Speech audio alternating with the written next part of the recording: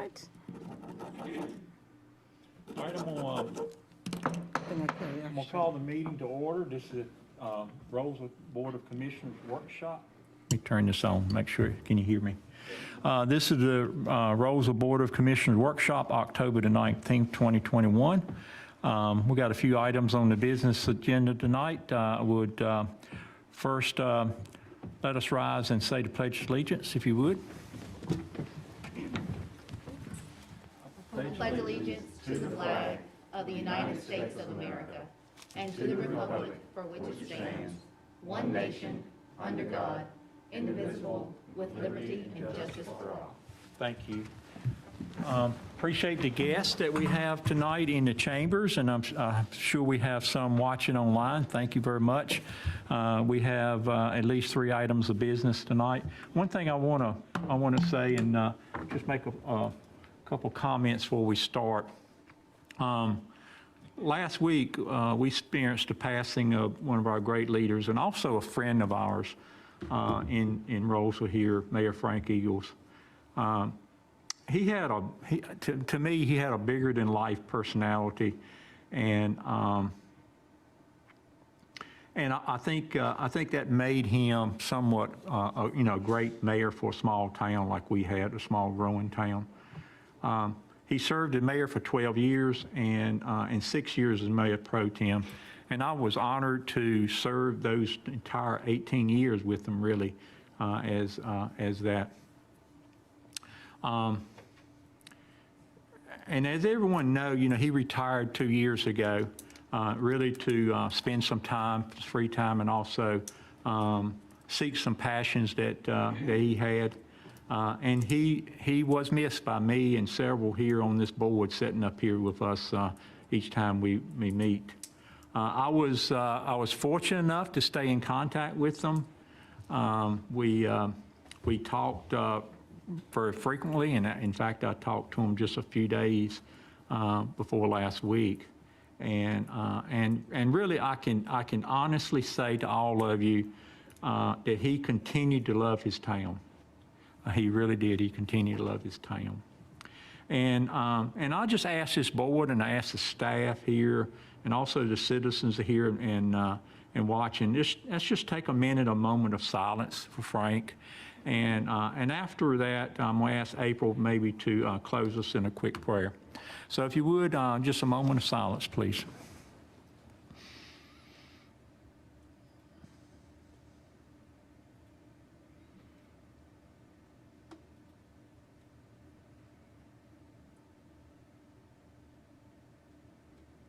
Dear Lord in heaven, we come to you tonight, Lord, and lifting up Pam, Kathy, and Frankie. Lord, we ask that you please give them comfort and peace as they grieve the loss of Frank. Also those of us in the community, Father, who knew him and loved him the same. Lord, please bless all of those whose lives were blessed by him, and bless them to be a blessing to touch other people's lives in the same way that he touched theirs.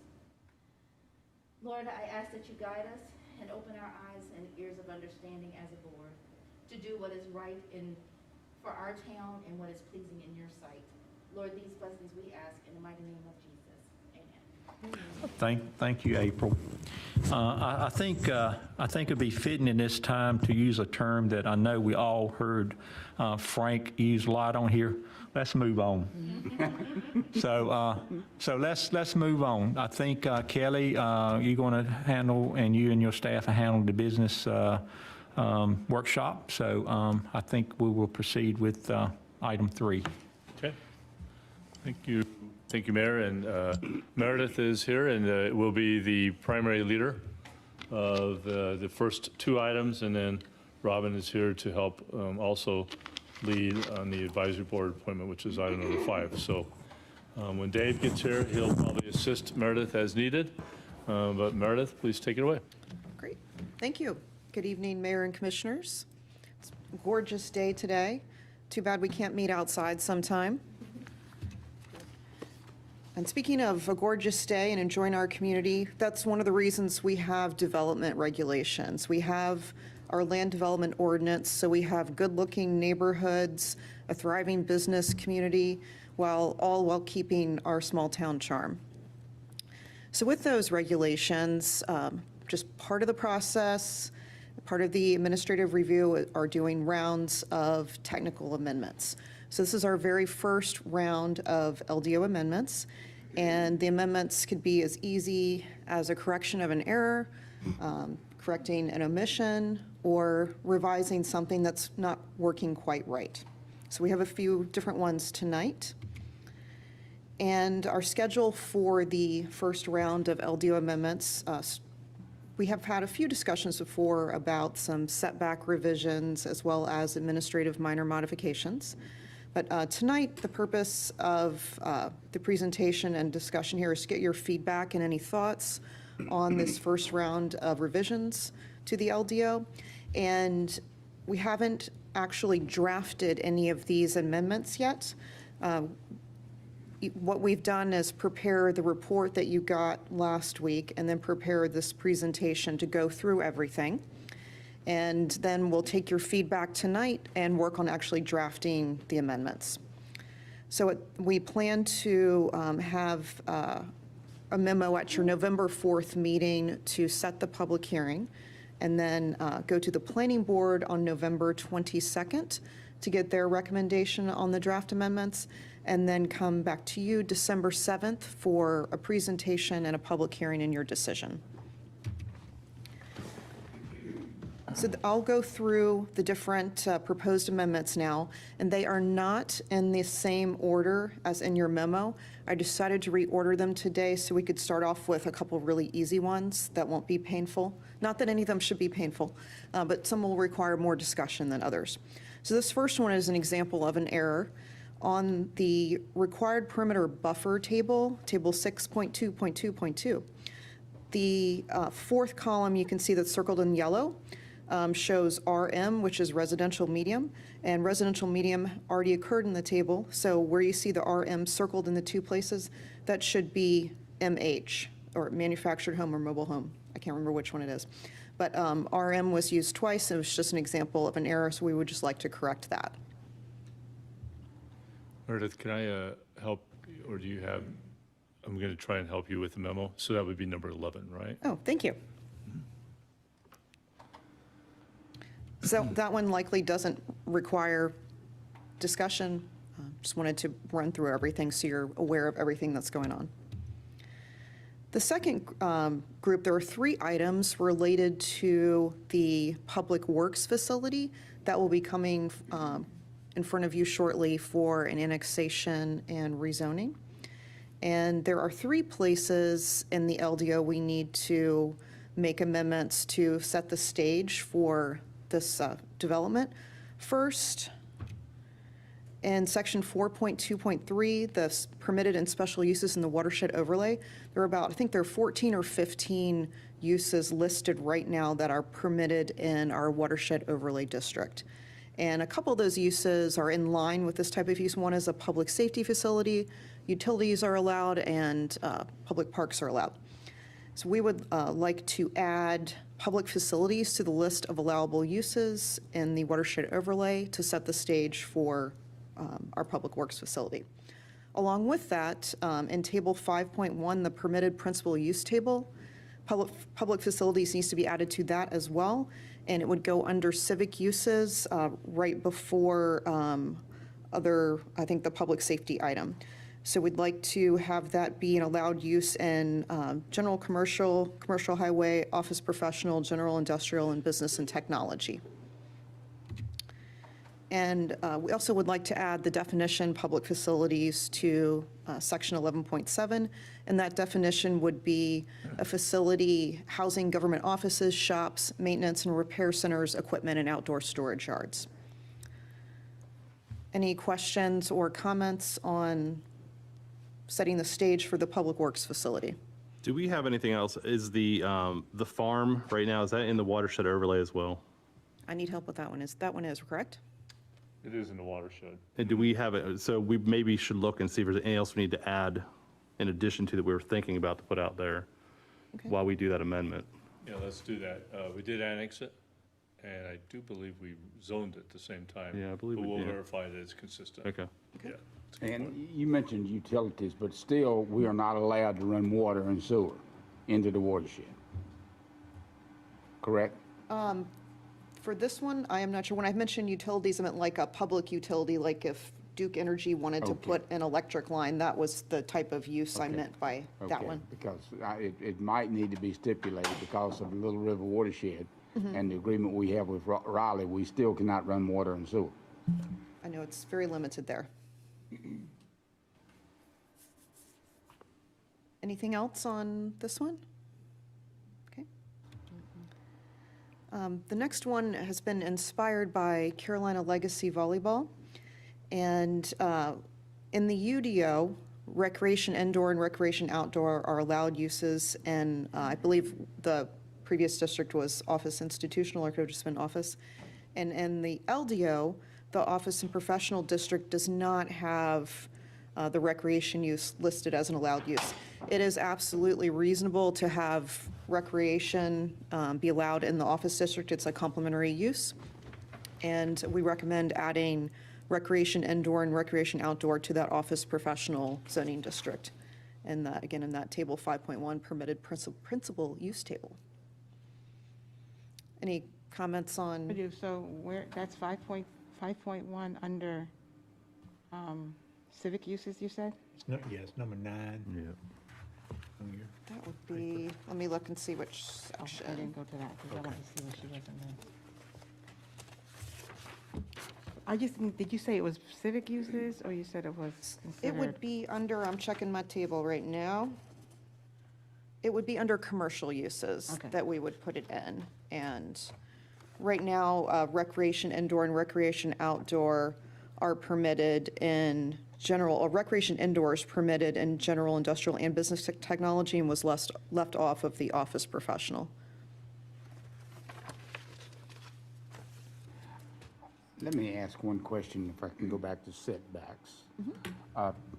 Back when Danny was here, and this is personal, I thought I had the 2-acre parcel at the corner of Granite Falls Boulevard and Highway, and Rogers Road, under contract for a convenience store. And it stated that the building had to be no more than X number of feet from the street. And when we looked at that, and looked at the buildings down the street where the post office is and the pizza places and everything, and were, they're all in a line, but they were far further back. Right. And Danny made a comment that this is an error. Whatever goes there should line up with these buildings. And I think we said we were going to address that when we redid back then the UDO. And of course, we changed it to LDO, but that needs to be checked. Okay. Because we were going to put a convenience store there. But it didn't work out because they wanted to co-brand it, and the fast food wouldn't come with it at the time. But we were going to have to set that building 10 to 15 feet closer to the road. And it would not line up with the existing buildings there. And Danny made the comment that that needed to be fixed, so they would all be where they would line up. It's something you may want to check into. Okay, sure. Okay. So you said the setbacks for that property? Yes. Yeah, and I think to help a little bit, Meredith, it's like 3 buildings there now? Yes, there There's are 3 3 buildings there buildings. now. So when that was done, it had certain setbacks. And then in our UDO, it was changed. So if you put a building there today, it wouldn't match the old 3 at all with setbacks. And that's kind of what he's talking about. So it may fixed it, I don't know, but that's kind of what, you want to kind of line them back up, And I thought we changed it, but we may not have And changed we it. may have. That's my memory. I thought we resolved it, but I will have Okay, to well, verify. I thought we and- did And we amend- may have, but it hit me today, and I thought about Yeah. that. I'd mention that to you. Isn't the daycare on the same setback? Because they came That's a- later. That's a block away, and But isn't I it- think it is. I think it's on But, the same but setback. it's in a different block. Right, but Yeah, I'm just but It's saying. I set back, think it's you're set right. back pretty ways. I Setback think pretty you're far. right. But yeah, that's a good point. Any thoughts or comments on the recreation use in the office professional zoning district? Yeah, I wanted to ask about that. So office professional, when I think of office professional, I don't think of recreation. Okay. Am I off in that? Is that aligned with other municipalities, or am I just off in my thinking? I don't think you're off. I think, I see your point. Office professional, you're thinking of maybe office buildings, office parks, certain types of uses. Let me, if it's okay, I can find the description of that district. Let's see. The office and professional zoning district is established to provide an area for office and medical uses and their necessary support functions and other compatible uses. Conflicts with adjacent land uses are to be minimized. This district may serve as a transitional district between residential and commercial uses.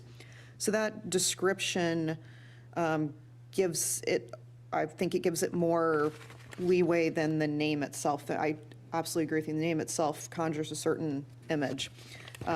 So I guess, do you think recreation is a support function, compatible use, transitional use between residential and something else? Or do you think it's something that doesn't belong there? I don't know, but when I think of office professional, I don't think of recreation. Yeah, Is it office professional or is it office and professional? Office and professional. Office and So I'm calling it and office professional 'cause it's Would good. that Yeah. not be the dialysis center? I'm just saying, I don't know. It just, when I Yeah, it just think of the sounds, name, it just sounds sounds funny. like a recreation Yeah. is out of place. It Maybe. sounds funny, but I can give you an example of what, I remember over in Raleigh, when I lived in North Raleigh, it was a professional place there, and they had a handball facility in there where you play handball. And it kind of worked, so, but it's still an office professional thing. But I guess from a wording, it do sound. One thing I know I stated before, that recreation is generally considered a reasonable use, support use, or compatible use with other districts. And right now in the LDO, recreation indoor is permitted in general commercial, commercial highway, general industrial, and business and technology, as well as town center and then the activity center and neighborhood center. So it's just missing from that particular one. And I Then I wasn't would- here during that process, Right. so I'm not sure. Then it makes more sense. When you said general commercial, that makes more sense. That's what I think of recreation as more general commercial than office professional. I think of medical buildings, I think of places where people go for services versus playing handball or Yeah. doing exercise. A little different, but Does this affect the volleyball setup? It would, yes. Well, yes and no. Carolina Legacy Volleyball they're working on permitting their set of plans that was created under the UDO. Under the UDO, it's an allowed use on that piece of property. So with the LDO, it's in the office professional district, and that use is not in the use table. it sounds like we guess. need to put it in there then. Yeah. Based on the fact that it's already been approved and And- Granite and- Falls is there, right? And they purchased it for that use while the use was approved. Sure. And of course, right down the street, you got Granite Falls. Which is under the same. Yes. Gotcha. Yes. All right, I'm good. I was just asking because of Sure. the name. So you can put, it mentions medical facilities, all right? But medical facilities, I see them a lot of times in commercial districts, Right. right? Right. And you've got medical there because you've got the kidney dialysis clinic right there beside of it. Right, Yeah, at the end of the cul-de-sac. yeah, I'm kind of thinking of Forestville Road down there, where you, got the restaurants and all, but, they got a medical center in there, they got the Planet Fitness, they got all kinds of things in, Sure. one place. Maybe that zoning was done incorrectly, call it medical professional, I'm not sure. Because it's, it looks like it's limited in it, right? And, Or- and I do think zoning has changed over time because I think how people live, they want to go where they can kind of Oh, one stop, okay. do the whole thing. You can work out, grocery shop. I think that's the whole goal of down the street is what they tried to create because there's townhomes and I'm good. I just was trying to understand the name. That's Sure, good that's questions, perfect. though. I mean, it makes you think, you know. Go on to the next one. I've learned from my colleagues that the temporary sign section of the UDO was left out of the LDO. And in a few instances with the sandwich board signs, they're covered, but street banners, construction site identification signs, special event signs, and temporary directional signs are left out right now. So we'd like to put those back into the LDO. Yeah, I don't think we really tackle signs, if I recall. It was just too Copying big. it over? It was just so much, because, you know, last time we tackled signs, it took a year or two working with the, The whole Work- process. working with the chamber and everybody that, you know, wants their signs a different way. And the So big I- issue was off-site signage. Right. Because I remember Willoughby felt like, and rightfully so, that the majority of the people that come through Rolesville have tunnel vision, they're on 401. Or Main Streets, or 401 Business or Bypass. And so when you've got a subdivision like Willoughby that's 5 blocks off, you don't know about it if you've got new home for sales unless you're allowed to put off-site signage there. Yeah. And then I'll tell you, that you can really get into some complicated restrictions and allowances without giving signage a lot of thought before we do anything. Yeah, I thought we moved all the signage right over, but I guess we forgot this one.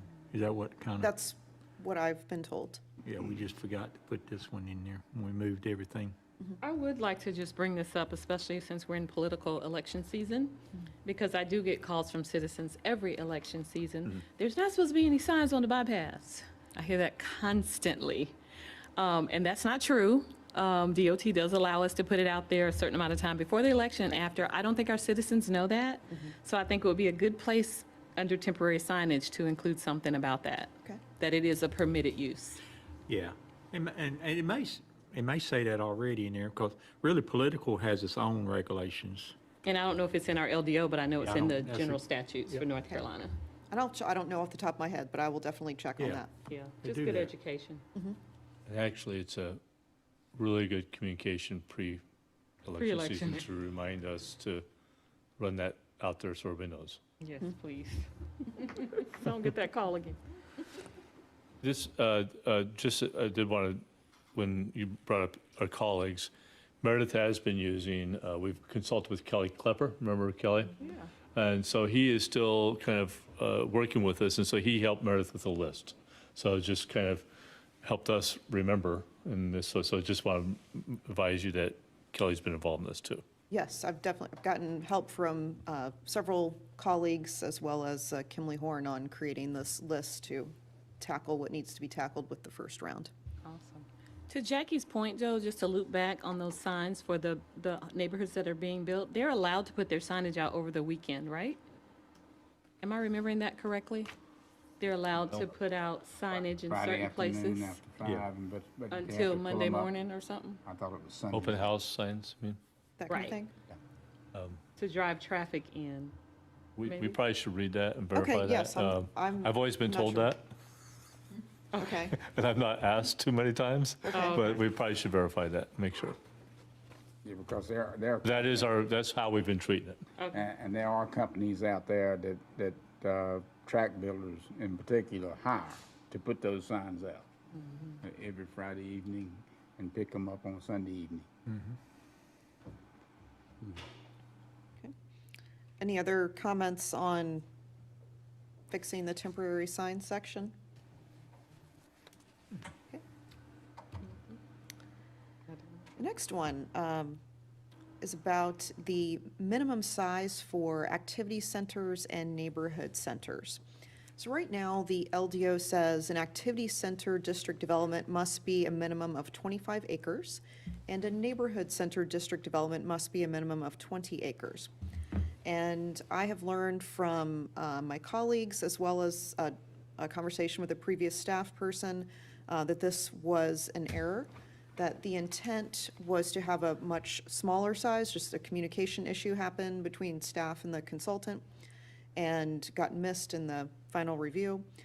And I'll have a little more information I'd like to share on this one, but we do recommend decreasing the minimum size to 5 to 10 acres, and the minimum size for the neighborhood center district could be less than for the activity center district, and we can talk a little more about that in a moment, just to help think about what can you fit on a certain number of acres. I have a few examples here, like Bojangles is on 1.29 acres, so you can't really imagine a mixed-use development on an acre. CVS, 1.74 acres. Pine Glow is on 4.23 acres. You could start to imagine some different things happening on that size site for sure. Lafayette Village in Raleigh is 6.65 acres. We know Cobblestone, 10.96, and just to help you visualize size, our Main Street Park is almost 33 acres. So based on my experience in land development over the past 20 years or so, I found that 4 to 5 acres is where you can really start to get a good mixed-use development. You absolutely do not need 20 acres to create a mixed-use development, and it's really difficult to find that much land to put together for a mixed-use development, or it can be. So you wouldn't want to miss an opportunity to have a great mixed-use development on 4 or 5 acres by having that minimum in place that calls for that 25. I have a question about that then. Sure. So with the mixed use, you take into consideration all of parking and anything else that goes along with the mixed use. That seems like it's going to be a lot, like overwhelming. The parking? On what, a maximum of 5 acres, 4 to 5 acres? It seems like a lot to me, because what would that mixed use consist of, though? That's not maximum, that's minimum. It would be the minimum. That would be the minimum, Could be not the more. maximum. Yeah, could Or be. it can be more? Yeah, oh, for sure, this would be the minimum, instead of So do saying you, the do you need minimum. us to decide whether it's 5 to 10? Is that what you want us to give? Just you I'm just looking for some feedback, so when we draft it, it can be in line with your thoughts. Need a number, either somewhere between 5 and 10, is what you Sure, recommend. or if you think something else, That's the please. Gotcha, all right, Tell thank me. you. And Pine Glow was what, you said, for Pine what? Glow is 4.23 acres. 4.2, Yeah. and Lafayette 6. So I was just trying to show that you can do mixed use on 5 acres.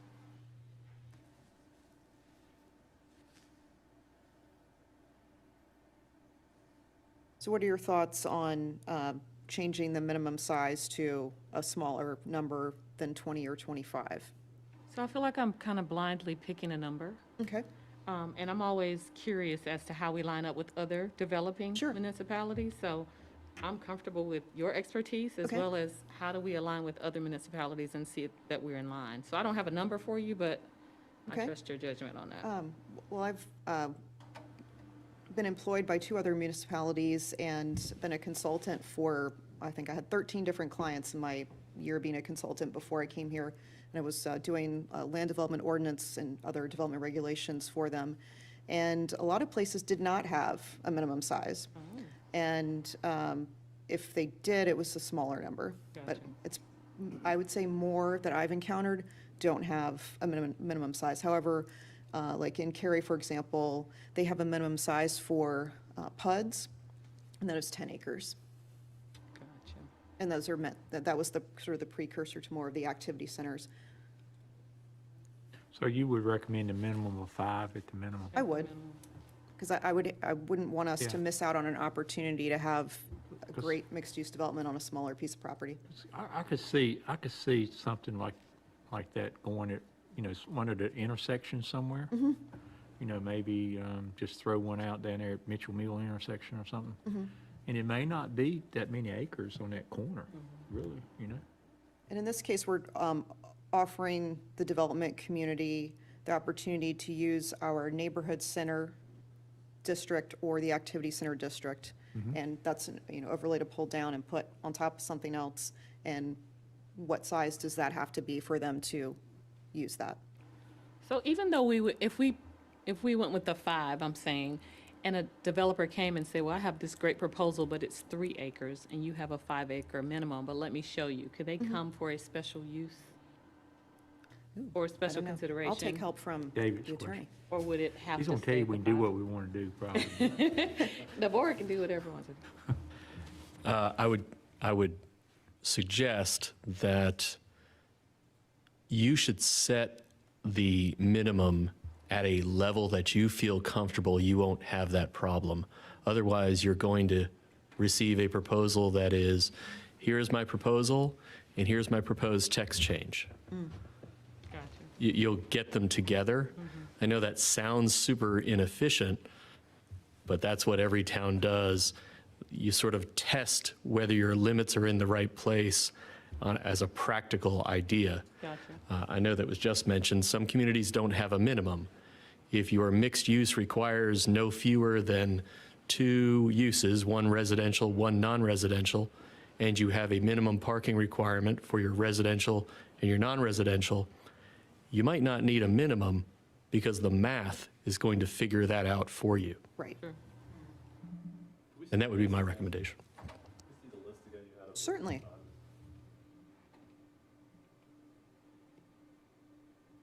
You know, like Bojangles, you wouldn't be able to park. We already have in Rolesville, like the community centers. The neighborhood center, that's neighborhood community centers, I'm assuming? Is that what that is? On which one? Oh, the neighborhood, it's the activity center overlay district. The neighborhood center one is meant to be smaller than the activity center one. But the neighborhood center, is this, just so I understand what we're doing here. The neighborhood center, is that, the neighborhood center, is that for mixed use in a neighborhood, or is that like a clubhouse in a neighborhood? I am going to go to the description in the LDOs to I make sure we appreciate get it that. right. Just so I am on the same Certainly. right page. Sir, so neighborhood center purpose and intent is to allow for development that is more suburban in nature and centered on a mixture of less intense uses that include a limited commercial component. It would permit small-scale neighborhood-oriented commercial uses that are compatible with nearby residential uses, and then allow for less intense uses through the principal permitted use table as defined in section 5.1, we'll have to look at that, and then regulate development per the standards of the district. So this is an activity center that's more residential in nature with compatible commercial and services integrated. So would Walbrook be an example when it comes online? Ooh, I'm thinking Bedford. Yeah, I think they would meet at activity probably. I think Bedford, you know, it's predominantly residential, but you have a few of those restaurants, right, and like the bar inside Yeah. of that, sure. I think that's a great example. So Bedford, okay. Where? Bedford Falls? North Raleigh? Yeah. The activity is a bigger place, right? Yes. I can go over that description if that would be helpful. So for the activity center purpose and intent, allow mixed-use developments that are located at major intersections and corridors, feature a mix of uses residential and non-residential, create development that encourages active living where residents can live, work, and play, so a little more that lifestyle center vibe, and go along with the standards per the district. Enhanced pedestrian activity, so, yeah. So cobblestone. I Yes. like examples. That's a great Cobblestone, example. Walbrook. Okay. So wouldn't the size of the neighborhood or the development dictate the size of the activity center? I mean, like Wall Creek is not going to have an neighborhood center the same size as, what's the largest one we have? Granite Falls or The village. the villages of Rolesville. So I might be missing something here, but like Dave said, that if we don't have a number, the math will work itself out. But then would it be too big? Yeah, I'd say, But then we're at not- the minimum you do, no restriction on the neighborhood center, like, just go with 0 with that one. An activity center, 3 to 4 maybe. Okay. So you don't miss the small stuff, but you're not, if you go 5, I feel like you're, Yeah, I got it. I'm agreeing with none on the neighborhood, Okay. because I mean, I'm not an engineer, but to me, it makes sense that the math is going to work itself out on that one. Yeah, and the activity, like I said, 3 to 4, I think would probably work, so you don't miss something. 5 might put you a little bit out. If you're on a corner somewhere, you might miss, I mean, I don't know if you're gonna have 5 acres on a corner, so But that's dictated by the state, True. the amount of land we Yeah. have, correct? Right. That would have to be. Yeah. We'll find out when it goes into effect, whether it works or not. All right?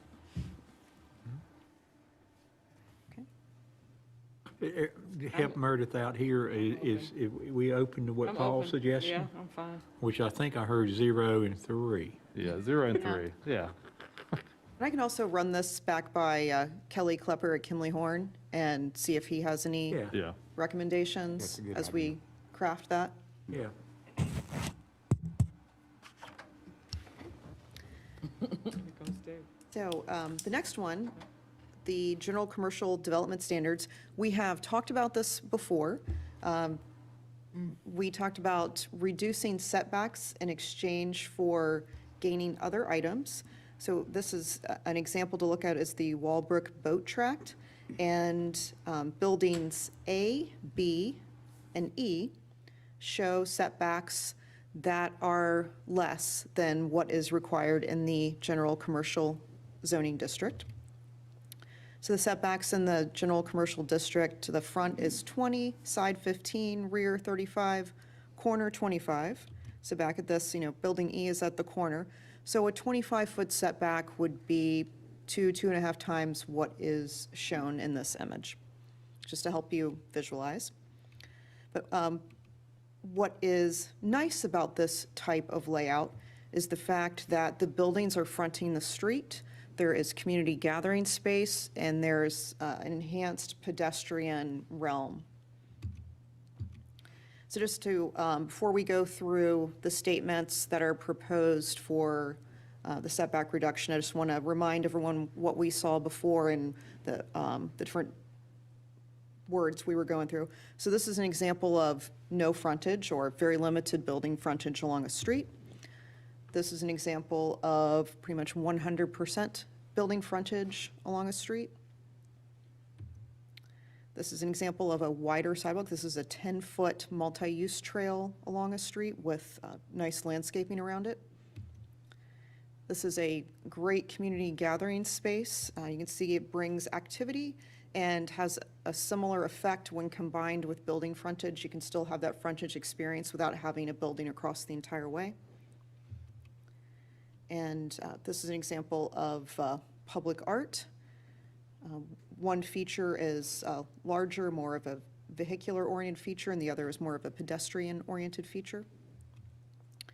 So with the general commercial development standards, staff recommends allowing a setback reduction up to 65% within that Main Street corridor if buildings and community gathering space define at least 2/3 of the frontage. So you're not getting the sea of asphalt or parking along the street, you're seeing buildings or community gathering space. And in line with that, the vehicular surface area, the parking area, will be limited to 1/3 of the frontage. And then a minimum 10-foot wide sidewalk or multi-use trail would be provided. So those are things that we're suggesting you would have to do if you want a setback reduction. What is Along the- with pick sorry, at go least ahead. one of these, provide enhanced landscaping that exceeds LDO standards by 20%. So I mean additional plant material. Include community gathering space and integrate art that is visible from the public right-of-way, so people will be able to enjoy that whether they're driving, walking by, or going into a development. And I can go back and forth between those. What are your thoughts? My question is, so which ones of those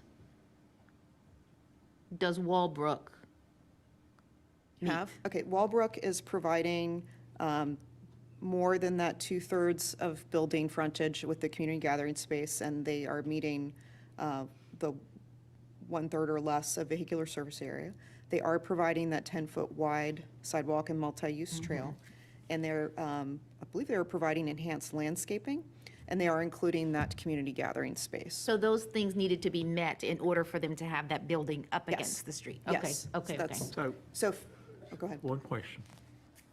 Go back to the picture, The Walbrook picture? Okay, the boat, the boat. the boat. Are we just talking about the front and not the side? Because you mentioned building A, I thought. Yes, I did. That's a great question. We're just any setback along a public right-of-way. I guess we're a private right-of-way.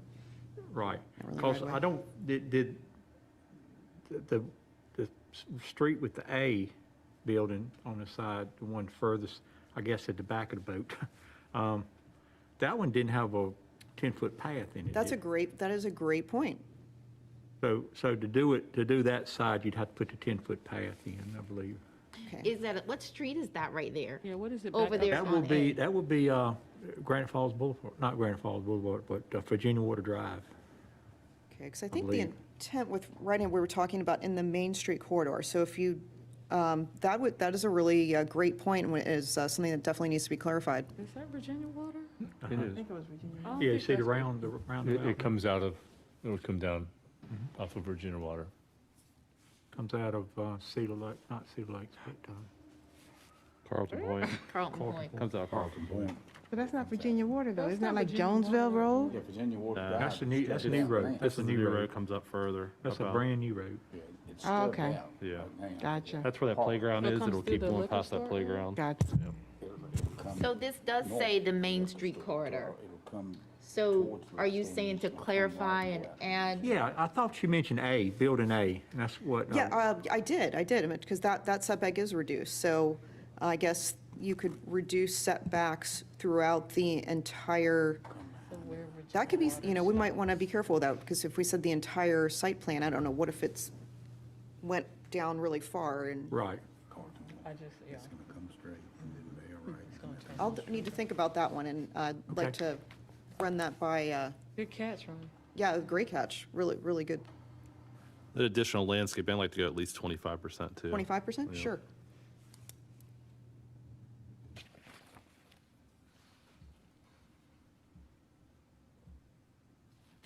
But overall, I think, if you look at that Main Street corridor with the wide bike paths and all, it does, you're pushing it way, way back if you do the regular setbacks when you have all that.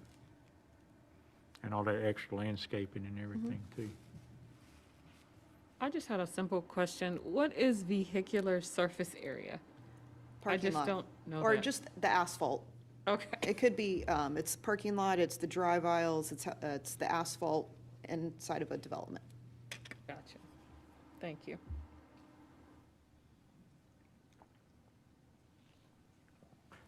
So you done got me thinking about it. So what that means is it's not much parking near the Right. Main that Street, the You don't parking. want to have. It's only that one little spot in there Right. in the Your middle. experience of walking or driving by is that of building frontage and community gathering space, not of cars. And what that says is that the pedestrian is dominant over the car when you go by and experience it. It makes you want to walk in there and enjoy it. Right.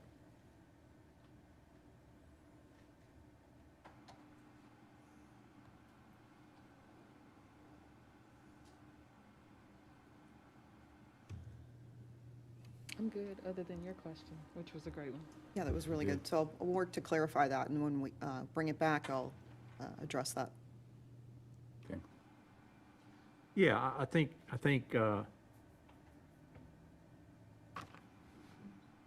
if I read it, to do this, the 65% reduction, it has to have the 10-foot wide Yes. greenway path That's my or recommendation. The only thing I'm a little leery of, because I said I was done, but I'm not. Can you go back to the next slide? Sure. Or up to the next slide? It says plus include at least one of the following. Wall books being generous, right? We, in the future, there may not be that generosity from others. So I'm leery on the one of, and it reminds me of when we kind of asked them to do one of with the, I think it was the PUD or something, we asked for them to connect to the Greenway or do this, do it, and they'd always default to, oh, we'll connect to the Greenway. So I'm like, are we shorting ourselves by giving ourselves this minimum?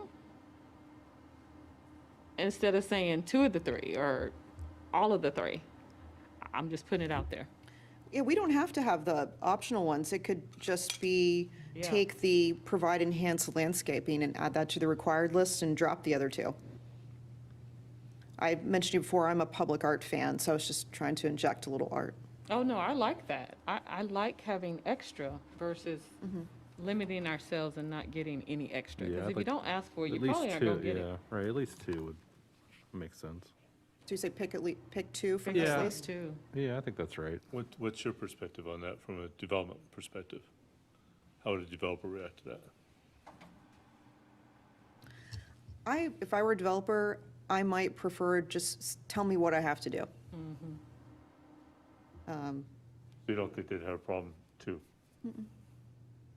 Especially if it's already presented when they come to us. They've already seen this by the time they come, I would assume. Right, right. So they're gonna know, okay, well, we have to pick two, so either they'll come and say, okay, this is a deal breaker, can we work something else out? Or they're gonna realize, this is what they said to do, so we're gonna have to do it. Sure, and landscaping is, sure, it costs more money to add more landscaping, but that's an easy thing to add. And I think providing community gathering space is pretty easy. It falls in line with other requirements. The art thing is just unique. It's just maybe a certain developer would come in and be like, hey, I've got a connection. I'd love to use this art connection I have instead of providing that additional landscaping. Yeah, these are pretty broad, so I don't think they should have an issue with them. Just trying to broaden it a little bit for Yeah, us, so we're right. not like, No, that's oh, good. they Yeah. never even picked the other Right. ones, right? Okay, So Great make it- feedback. Make it two? Make it two, yeah, I'll say I two. think so, yep. You good with two, Jay? Every piece As a of, board member. every piece of land is different. Right, that's You true. know, and that's the challenge. Short answer, yeah, I'm good with two. But, They can always get some art, Jackie. yeah, And a gathering space, there's no minimum or maximum on the gathering space, so you could call anything a gathering space yeah, technically, so. They got a lot of leeway there. yeah, it's pretty ambiguous. We can, and that's actually a great point. I need to check and see what our definition is of that and see if there are sizes. It's been my experience that having a gathering space as small as 1,200 square feet can be effective. They don't have to be big. Huge. The board did adopt some small park standards for open space in the new LDO that we might be able to reference. And we will also go back and revisit the language for public versus private art, given some legal issues with regulation of art. So we will keep that in there, but the language, the table, I'm sure, as you mentioned before I showed up so tardy, is just concept rather than the idea. The town attorney would love some objective standard with regard to that minimum size or percentage of enhancement, as Commissioner Vilga referenced. That would make this a lot easier in terms of granting the waiver from the standard setback to the 65% reduction, and which is why we won't have any complaint, because currently there is a setback and you can just do the standard setback. Yes, because we're giving up that setback for this. So it's not like we're just trying to be. Correct. That is, if we determined we don't like our setback, Right, we should probably not spend our time with this. We should just change the standard setback. right. Right. Yeah, I think though, and I'm trying to read all the stuff in, and maybe we're trying to read too much in what I'm hearing. But they got the other side of the road too. But the other side of the road just has standard sidewalks and standard curb and gutters and stuff, right? So they're not asking for it over there, right? Depends on not right now, what yeah. happens in the future, something could happen in the future But with redevelopment. If it's just a standard 6-foot sidewalk, we're not going to comply to it, right? I mean, they can't. Right, they wouldn't be able to ask They for it. wouldn't be able to do that. Yeah. They'd have to Right. make a new one.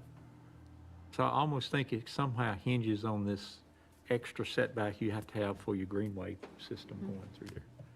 Well, actually, it's a bike path, kind of. It's a bike, it's an extra bike lane you kind of putting in there. Right? If I'm looking at it Yeah, right. multi-use, so bikers, walkers. Will we have a bike lane on that road up to that point, or does it stop at the old Burlington, the new Burlington? Yeah, road? it's off the old Yeah, Burlington. it shifts over to this path then. It's Say that split- again? It shifts over to the path. Okay, gotcha. Yeah. I think the way he described it, from Jonesville Road, it'll be this 10-foot thing, The wider. the greenway type bike. And then when they get up there close to the, was Expert Auto, what's the name of it? Yeah, Expert Auto here, then it switches to the road. To the actual bike path on the road. Yeah, Or the I bike think la- that's the bike way I heard lane. him say. Trying to say bike lane. Any other thoughts on this one?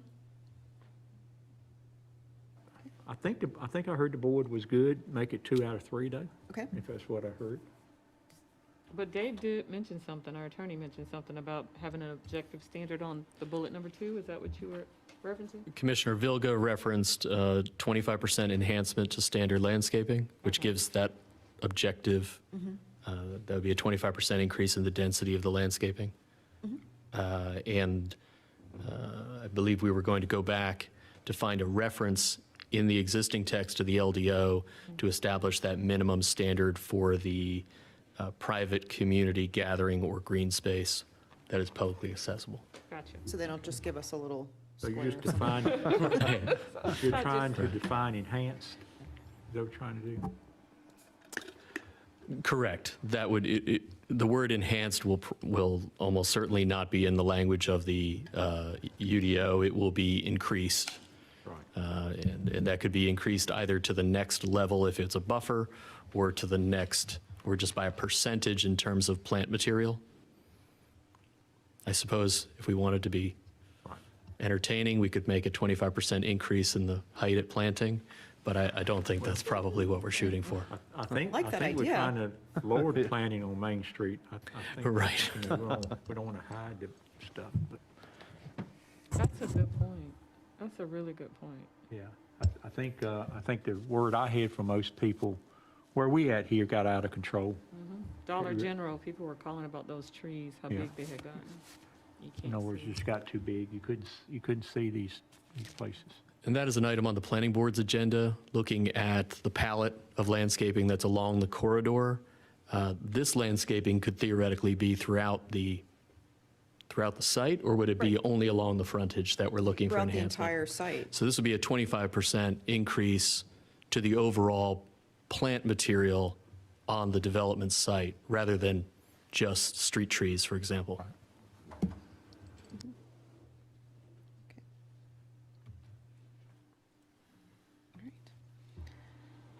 In section 6.8.c, it's called Design Standards Exemptions, there is a note that buildings less than 5,000 square feet do not have to follow the architectural standards in the land development ordinance.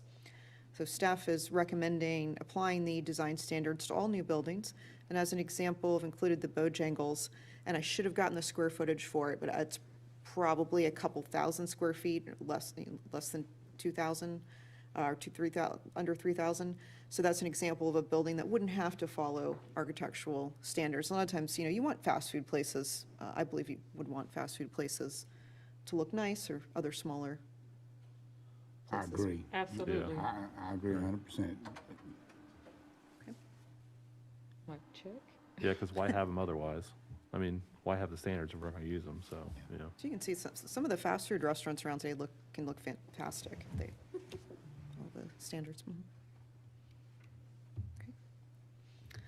Another one we've talked about before are administrative minor modifications. And we have seen the cobblestone site plan a few times. Just as an example, they received comments from DOT that they had to eliminate some parking spaces by the 2 entry points. So that is an example of something we talked about before that you all said you'd be comfortable if staff would approve that type of modification of relocation of parking spaces, as long as the parking count didn't change. Yeah, So- I've read that twice, and I agree, as long as the minimum parking spaces that are required do not change. Yes. So right now, we don't have any definition for minor modifications in the LDO. We are allowed to have those, but they have to be very clearly defined. So we're recommending adding the authority for planning staff to approve minor modifications, such as, Commissioner Wilson, you were talking about reconfiguring parking design if the parking space, the parking count stays the same. And changing landscape material arrangements to the extent that they're remaining in compliance with any standards, like the buffer standard. So they might have to shift location. In addition, adjusting the location of roads and lot boundary lines to account for field conditions. Adjusting the location of a sidewalk for similar thing. A sidewalk might need to shift a few feet, and that's something you probably don't want us to bring back to you. And then one that's come up a few times recently, changes to residential development phasing lines, but as long as they don't affect any other conditions or requirements. So if it's just a phasing line moving and nothing else is changing, that doesn't seem like it would be something that you all would want to spend your time on. Agreed. Remind me what the phasing line is? A lot of times in residential developments, there are phases, 1, 2, 3, and 4, and they choose to construct them by In a phases. certain order versus And they 1, might, 2, 3, 4. we've had one come in recently where they just want to shift a line slightly, but nothing's changing lot-wise or count-wise. It's just the order in which they're doing things. But with that, those phasing lines are part of their approved SUP. It's like they're part of a condition, and they would have to bring it back to you right now. Gotcha. Okay. We've had a few of those recently. Gotcha. Thank you. Is the board okay with an adjustment to a phasing line that doesn't otherwise impact a condition if it increases or decreases the number of lots in the particular phase? Is that okay for an administrative adjustment? No, not really. I mean, if we've got a condition that 100, by the time you complete 100 homes, you've got to have a pool in, something like that in phase 1. And they change phase 1 to 120. All right, I'm not going to be happy with that. That means they get to build 20 more homes before they put the pool or recreation in. Correct. So in the hypothetical, imagine a very simple subdivision approval is approved on a day that the board finds everything is acceptable and no additional conditions are added. It's just a straight approval, but the plan you were shown showed 2 phases. Phase 1 had 50 lots and phase 2 had 50 lots. And the developer is now deciding that he or she would like to do 75 lots all at once, or vice versa, 25 lots, and be able to release that bond for that phase. Would that be something the board would want to see if all it is a shifting of the line and changing the number of lots in the phase, but not one that involves other obligations? If it didn't, if it's not tied to a special use permit or where they have to perform, sure. But if they've got a turn lane requirement and they don't have to put the turn lane in until they get 50 homes in phase 1, and they change phase 1 to 75, then I got a problem with that. Yeah. Can you give me an example of where that may, I heard your example, but me, I'm wondering, sitting here wondering, okay, is it this simple where they're just adding or subtracting the number of homes and no additional specifications or, things are in place? Is there anything else that we need to consider with them just shifting the phase lines? Because to Yes. me, it sounds like, okay, that's a good So deal. in all likelihood, if it were to impact something that is not a condition, it's not one of the items in your order. Yes. It's going to something that only impacts the plan that you saw at your place. It's going to be something that may affect the timing for construction of something like an amenity, an entranceway, a greenway, those sort of nice pieces perhaps never even raised during the meeting, that now may be constructed at a different time based upon how strategic the developer is at drawing the line. For example, you might be able to sell 100 homes without building the clubhouse, and if we didn't have as a condition, we may have just presumed the clubhouse would be built early because it seemed to be near the front of the subdivision.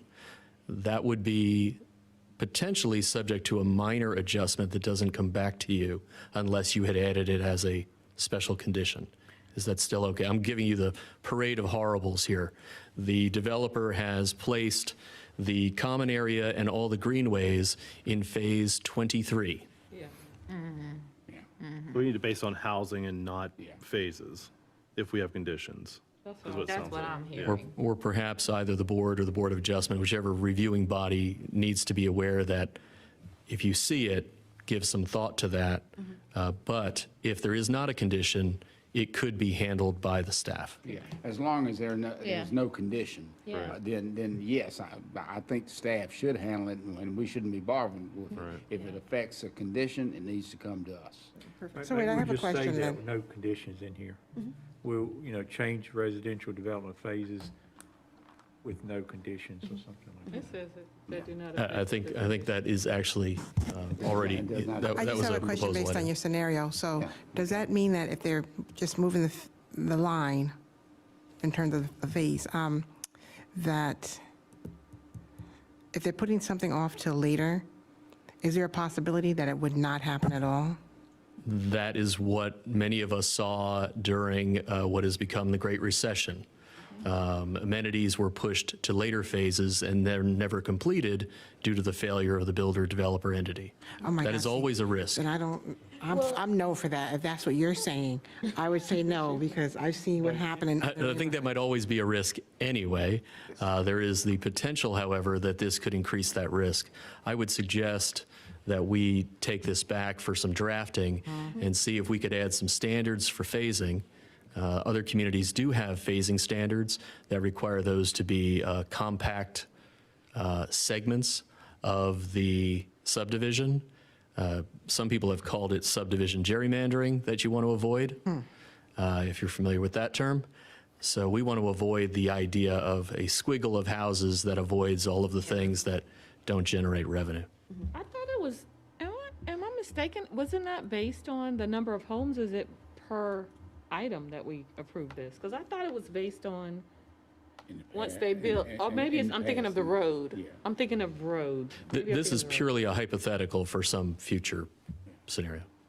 I just thought it was based on the number of homes, like they completed so much and then they had to.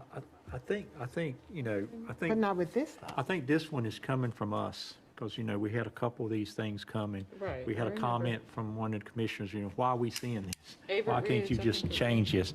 So I think that's what we need to make sure, that intent. Sure. Because I think all of us agree, if it's just a minor change because the line needs to be over there than over here, we don't need to be Yeah. having a public hearing and, well, actually not a public, evidentiary hearing and all for that, and people swearing in and everything, that they can handle that. So maybe you work with her, get the wording correct, as long as it doesn't change the basic conditions of the thing, I think I'm okay with it, I have a question for Meredith. You brought this one into play because of, what did you see or what have you experienced? It was left on a list for me by the previous planning director. There was some case that happened right before I came on board. Okay, gotcha. That appeared to be a waste of the board's time. Okay, gotcha, thank you. There is one current example, though, that's in play potentially. And if you go out to Elizabeth Springs and see how they are rapidly developing, and they have a process where they get their foundations out ahead of the building the houses, right? So they, I think, correct me if I'm wrong, but they've asked, they can see visually, they're out getting close to phase one done. And those foundation folks are just going. And they would like to change the phasing line a bit to accommodate continued more of the foundations to be put in. So that's, if you run out there this weekend, just look at how that thing, how they build and how they get ahead. And they have about 10 foundations ahead of the building of the homes. And I think that's a good recent example, right, that they've asked. But that's so dangerous because I've seen that in New York a lot and then things stop. I understand. And it was the worst. And there is that. That is a rapid build. It would stop, like, Yeah, It would cease to but what continue. I'm hearing though, they want to increase phase one. They do. They wanna want to keep it- add more to phase one than take it away. So Oh. what's the downside of adding something? They want to change so- phase out. They get to build more homes. Right, so- Before that, the downside is they get to build more homes But they do before they can do the amenities, Well, which we don't want. no, I didn't say that. They're- In the villages. I just used them as an example. If they're not doing, Right, not to say they are. So if they're watching, no, that's not what we're saying. But that's what happened in the villages, though. They built a lot of homes, or they started. partial. Yeah, And then they stopped. They didn't have any numbering requirements for anything there. Oh, yeah, that's before I got on the That was board. one of the early ones, then first one, so they could have waited to the last one to put the clubhouse in, I guess, because we really won't require anything. We could publish a treatise on all of the market reasons that a home builder or developer will want to move the phasing line, some that jump off the page. Good faith reasons, not the horrible ones I mentioned earlier. That's a gerrymandering. Financing requirement. CO issuance because you need to bring things to completion. How far extended you are on your bond, how big a bond you need to post, because you can keep clearing your bond and post a new one for the next phase. So it relates to money. It can also relate to engineering concerns.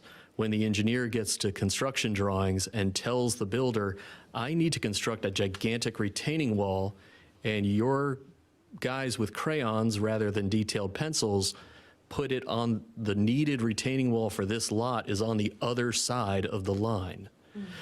Relates to stormwater considerations. When do I need to build out the next round of stormwater protections? Silt protection fencing, tree protection fencing, all of that's going to happen in increment of phase or subphase. And so there's often a need to change it on the fly. Well, you guys work on that then. I like that. And It sounds let's like we're move good. on to the Yeah, next one. sounds Okay. like we're good, but Huh? the additions aren't Yeah. messed up. So neighborhood meetings. Right now, neighborhood meeting information is contained in the town's public involvement standard procedure. And I believe it dates back to 2014, and that's what we use when we tell applicants they must include a neighborhood meeting before a rezoning case. And staff's recommending we add that procedure and requirement into the LDO Handbook Appendix A. It shows the steps of a rezoning, and we would add it as part of, I'm trying to figure out if I've had people ask me recently, does it have to happen before, during, or after the application? And I've told them as long as it's in the works, I'd like it to come with the application, so we have that information. Good point. So it's kind of between 1 and 2, or along with number 2. But having that information in the LDO handbook, I think would be very helpful for applicants. Yeah, no later than number 2. No later, okay. No later than number 2. I have a question about that as well. So when you have your neighborhood meetings, and it may be two separate things, how far out are you notifying people? This, Because what we have now, I swear that was not the number we came up with, but that was the number that landed. okay, and I think I might have been telling people more than what was in the policy.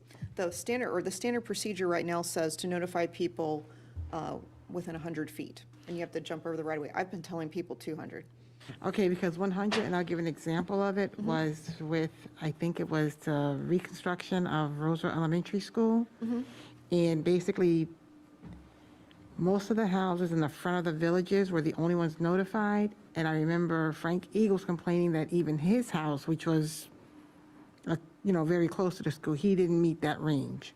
So it really doesn't, and I think David, had stated that the further you go out, the more you may get people who are not really a part of the discussion, but 100 was way too small.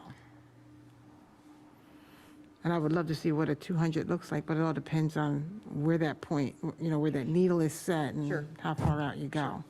Yeah, 100's fairly small. What's that, a football field? No, 100 yards is football, Oh. maybe 300 feet. Because 100, if you're trying to envision what 100, so picture where Rosa Elementary School is and picture where Frank's house is. He didn't even get notified. So that's not enough for somebody to really, for an effective opinion, I guess, to come out of that plan. But I don't know how much is either. We have two potential notice questions, then you've expanded it now to another good question. We have the neighborhood meeting. Who should be invited to a neighborhood meeting? That is a decision that the town can make. And then there is the public notice requirement for the rezoning that is set by 160D as a minimum. And what is that? So those are your two pieces. So you could, in theory, have those be different if that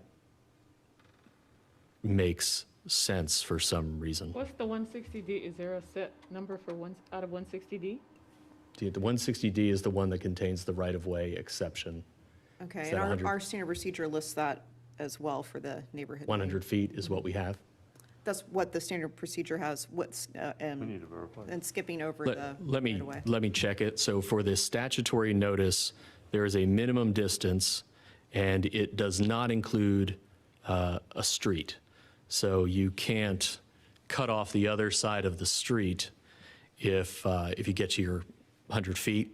You get the people on the other side. If you get to 95 feet at the street doesn't count. You get the other side of the street as well, unless the street has a width in excess of X number of feet, for example, an interstate. All of a sudden, it doesn't make any sense to ignore the width of that right away. But I would come back to you with that because so many communities have adopted different two kinds of notice. Legal notice, and then the notice for a neighborhood meeting. Is one of them typically bigger than the other? I don't think so. I think there is probably as many overlap as there is difference. I'm not sure that the statutory notice is necessarily the neighborhood anymore, for example. But that is purely a choice for the board. When I said Dave, I didn't mean you. I was saying David. York. Yeah, David York. He and I had a long discussion about that, and I'm pretty sure if Dave is watching, I'm sure he's not, that he gave an explanation as to why you don't go out as far. But when you're only getting like maybe 10 houses out of a neighborhood that has over 400 homes in it, not to say you want all 400 homes, but you at least want to go a little further down, all, I don't know what you call it, north, south, east, and west. You want to make sure you're hitting it all. And it didn't. So there are at least two reasons. One is the one that Mr. York probably referenced, which is you essentially have become someone fishing for gadflies rather than folks who may have any personal knowledge of the particular case. Secondly, as the buffer expands in all directions, given the geometry, your number of lots affected grows not arithmetically, but exponentially as you go out wider. And that has a real expense to whomever is charged with the notice, whether that's the town or the developer. And Sheila, in response to your question of 100 feet, each tile in this ceiling is 2 by 2. So this room we're in now is approximately 45 feet. I just counted it. So 100 feet would be twice the size of this room and just a little bit more. It's not far at all. Yeah, maybe I don't get it, but I don't see why we would want them different. Because different, we don't want people coming to the public notice saying, hey, I won't invite it to the neighborhood meeting. Or vice versa, really. That, they come in and say, you had a neighborhood meeting, I didn't get invited. So why would we make them different? I'm not sure that you would. It's just important that we make 2 amendments rather than 1. Right. So I would suggest whatever we do, it matches so you don't have that complaint, Mayor, may I ask a question? Have we had this conversation before as a group? Does it feel like? Yeah, we had a map and everything. And that David showed- York was here. Yeah. So I would suggest maybe we go back to about that 2018, early 19 period, and maybe try and find the minutes of that conversation so we can see what we decided. Because we discussed the road and then. That's right. Like if we were gonna include that or not include that and everything else, there was a map, yeah. So we did an exercise. Yeah. What we didn't do was we decided not to amend the UDO because of we thought we were going to come about doing a new UDO. So we left it in this location, which is not the right location. We do need to put it in the LDO. But to help us, first let's find out the legal, but also what we did Okay. a couple years ago on this discussion. The other part that I have a question for you all is, one of the things I've heard you sometimes have said is the neighborhood meeting is a little bit stale. Right, so it happened 9 months ago. And then all of a sudden, it took some time to get up to your point. You took some time getting from the board. And there's a question as to, well, are these comments or is this neighborhood meeting even relevant now or such? Is that what is the common time period typically that I would call the freshness of a neighborhood meeting counts?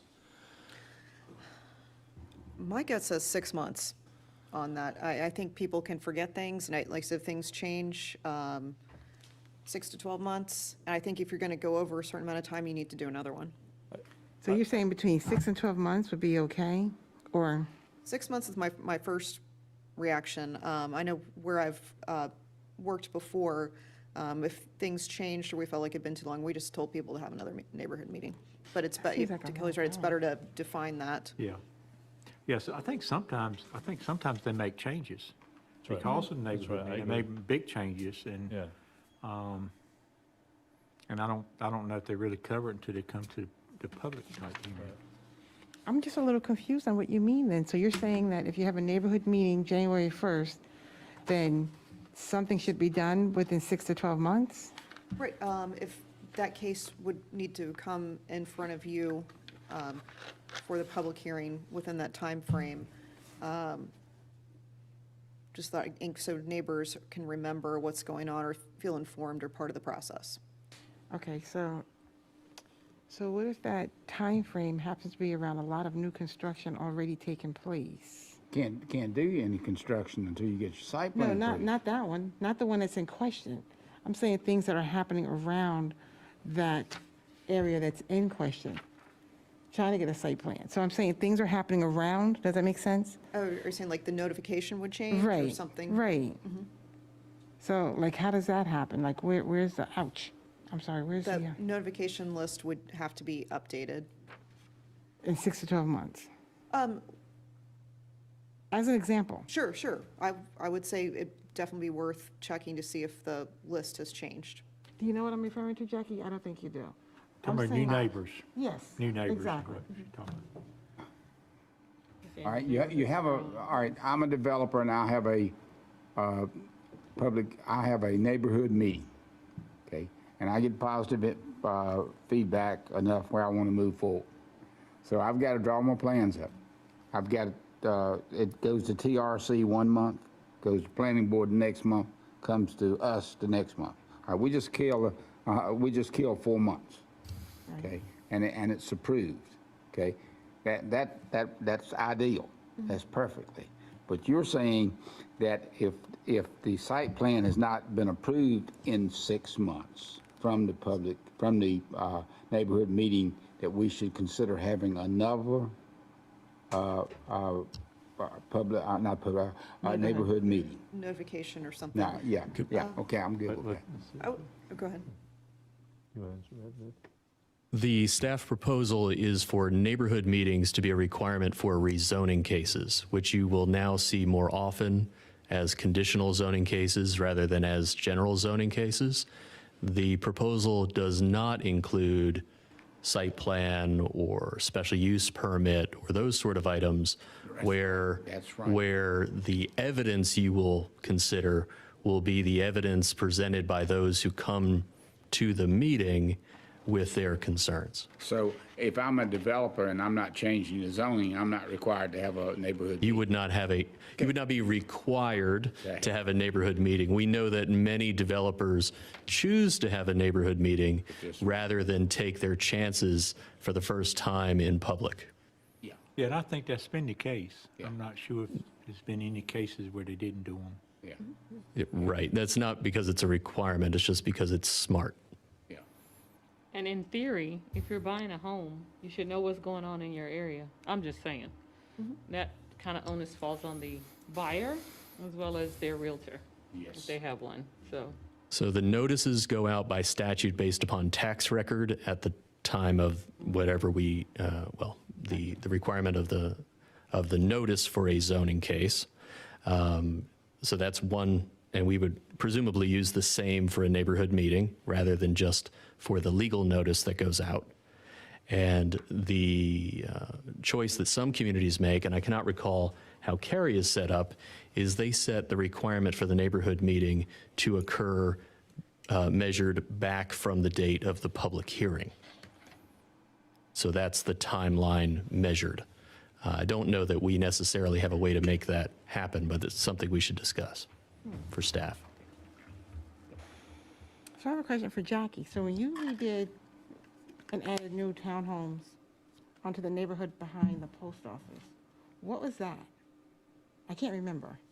What- You know, there were additional 8 or 16 townhomes added on.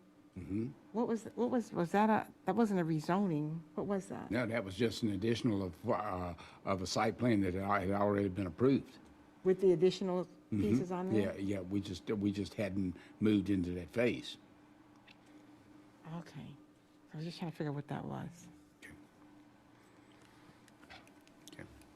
You want us to sort Let's through a move little on. bit more, but it doesn't sound like there is too much of a concern about the freshness of the public hearing. I just wanted to make sure that we talked through that for a moment, so, I think the only thing in question was the distance. yeah, okay. For me, that's the only thing that sticks out in my head. Thank you. So the planning board, right now, the planning board provisions are in our town code of ordinances, and it provides for 7 members, with 3 being from the ETJ. And staff is recommending to incorporate that section from the town code of ordinances into the LDO. So we have that defined. Also, the LDO does not address ETJ member voting rights, and we recommend adding or amending the LDO to provide for, or define those voting rights for the ETJ members.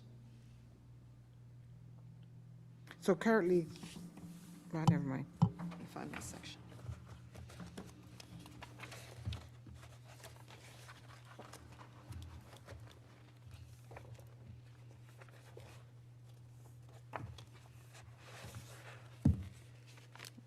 You're saying if I'm on the planning board and I'm a member of an ETJ, I live in ETJ, I don't get voting rights? And that, I might need some help from our town attorney on that one. It's been my experience here so far that I have not seen the planning board make a recommendation on a case that was a rezoning case. We'll have some at our meeting on Monday. So we did the Wake Forest Rolesville annexation agreement at our last meeting, and they recommended approval on that, but that was looking at everything, so that opportunity for me to see how they do that didn't come up, so I am not sure. When I served on the planning board, everyone on that board had voting rights. That's correct. So this is something we want to, I believe we would recommend to the board that we continue that practice by 100%. exercising the options set forth in 160D to have that. If your town ordinance says nothing, the default rule is that ETJ members only get to vote if the subject matter is the ETJ. Okay. I think we need to add that, because I wouldn't want to serve on a board that I didn't have voting rights on, regardless. That's crazy. It Yeah. wasn't that you didn't have voting rights, you only had voting rights in the ETJ. Yeah, yeah. Right, but and you that- want to have yeah. voting rights, period, because just because There you're you go. ETJ, it affects you outside of the ETJ as well. Yeah, yeah, that's Thank a you. no-brainer. Cool. Sounds like some old language, Mm-hmm. as usual in North Carolina. Mhm. 1864. It relates to the politics in some communities where the county commissioners might not share the same vision that the city council has. And so the county commissioners would name as the ETJ members individuals who might not be in keeping with the vision of the city. Politics. And I think here in Wake County, they have to approve them too, so, you know. But That's correct. They don't, it's nothing in Wake County that says that we have to allow them to vote on all matters to, I guess. Correct, that's decided by each town. Right. I think we have just been, you know, is all members vote Yes, on all matters. yes. But I guess what we're saying, it was never in writing. So it wasn't in We just need to writing, put it but in we've writing. been doing it in Yes. practice. Yeah. I was gonna say, because I've sat at the meetings and seen everybody vote. Okay, That's correct. Yeah, it just Gotcha. wasn't in writing, I guess. write it down. I like it. Sounds good. And for the Board of Adjustment, right now, the LDO just references Chapter 160D, so it does not provide for the number of members. I'm sorry, are we done with the planning board? Oh, we have a whole section We're of, going to come back to it with Robin? yes, with Oh, okay, Robin. gotcha. Yes. All right, because I have some questions. All right, thank you. Robin's in charge of Gotcha. that portion. So it'll be here soon. And for the Board of Adjustment, we recommend establishing the size of the board to be 5 members, 2 from the ETJ plus 2 alternates. And it was like that in the UDO, it's just not in the LDO. It just references 160D right now, so it's getting that in writing in the LDO. Sounds good. Why do we have these 2 alternate things? I mean, it sounds like it's a courtroom type thing, but, you know, I don't know if we would ever hear evidence and then all of a sudden one member can't vote and you have an alternate sitting there to take the place, you know. If I was serving, I wouldn't want to be an alternate to come to the thing and then don't never vote, you know. So is the alternate there at that time, or is it like, okay, I can't make it tonight, call an alternate? That's how I took it, but I'm not sure. Different communities administer it in different ways. The challenge is if you have 5 regular members on your Board of Adjustment and one of them has a conflict of interest or is not available, and you have a variance case come up, you now have a situation where the applicant needs to get every single vote. He's got to get 4 out of 4.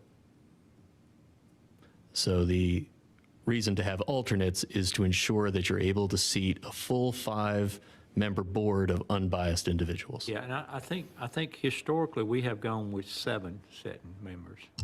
So does that create the same issue?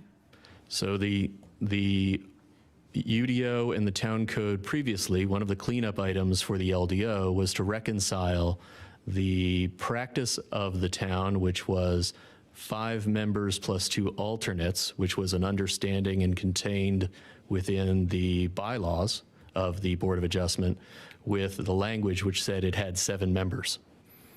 So you can have a board of 7 members, in which case the requirement of getting 80% is still the same. You still have to get 80% of 7.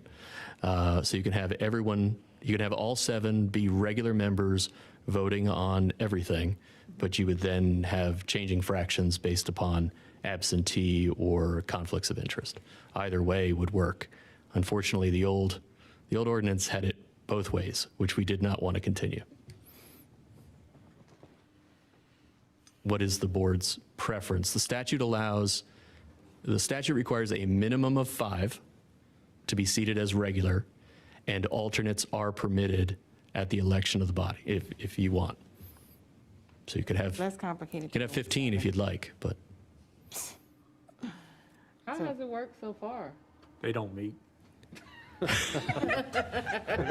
don't, We may have a couple things coming up, so I think you I should need go one. with 7 because it I think leads we to should less move on. complication. Well, I think that lays in the challenge of 7. Yeah, 'Cause I you would, can- I would love us to get a good board with understanding, legally understanding of who does what, and then they would take on more responsibilities. Because I really think, Meredith has some experience with Board of Adjustments, right? If I recall talking to you about that and how we can work them. Because I really think if we use them correctly, we can take some things off our agenda that we don't have to, deal with as much. I think that the The alternate's complicated a little bit. Just, I would go at 7. No alternates. Then you gotta fill seven seats, right? That's the other That's thing. right. Yeah, but you know what? How many of them on there currently? Because maybe 2 have come off. One was gonna come off, but he got talked into staying. The rest of them are new, so it's still new, and to keep it new and fresh is something. So it's not like a board of 5 and 2 that are like, this is too boring. Yeah, they haven't It's a met. new board that just needs to be You're talking about the encouraged. court board adjustments. They had 3 or 4 that's been on a long time, but they haven't met in Right, years. that's what I'm saying. Right. They're not, So, nothing's coming before them. I think they had a pre-COVID meeting just for, I don't know if you was here, David, or not. They had a pre-COVID meeting just for organizational type We had a training meeting. training meeting. And everyone showed up? No. Not everyone, but we did have a quorum, and the training was in anticipation of an upcoming hearing that was then withdrawn by the applicant. Okay, so of those who came up, were they the older members, not in age, but who've been on it for a while, or the newer people? Who didn't show?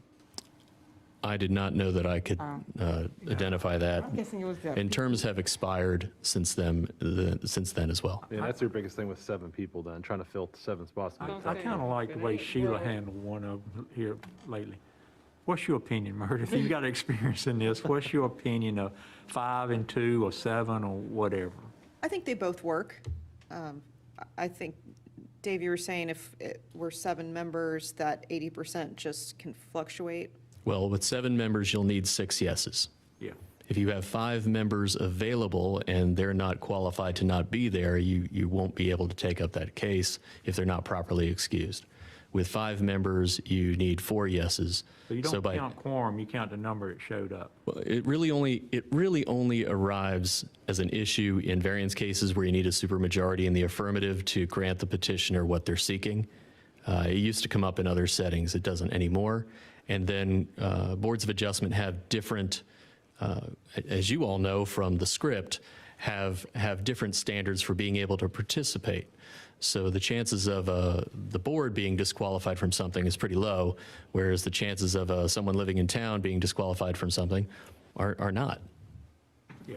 So So if it's hard to get 5, I get that. But if you don't have the 5, you're done. But at least with 7, the odds seem like it's a little bit better that you'll be able to proceed with your case. That's why I was suggesting 7. What do y'all think? I just want to know how many cases have we had? Well, she says 2 coming up though, right? I've That's one had 2 inquiries recently that sound like they could materialize for the Board of Adjustment. In the historical perspective, anybody? Can you give me that? Did we have 2 last year and 3 the year before, or 0 last year? Anybody have been, a perspective? It's been a long time. Sure. the town attorney will concede that they have had fewer cases because at times we were unsure as to our ability to field a quorum. So we have been extremely creative in defeating needs to use the Board of Adjustment. Well done. I'm just trying to figure out how do the cases, how are you measuring the cases versus the people? Sheila? No, I was just saying, if it ain't broke, don't fix it. But if we've been creatively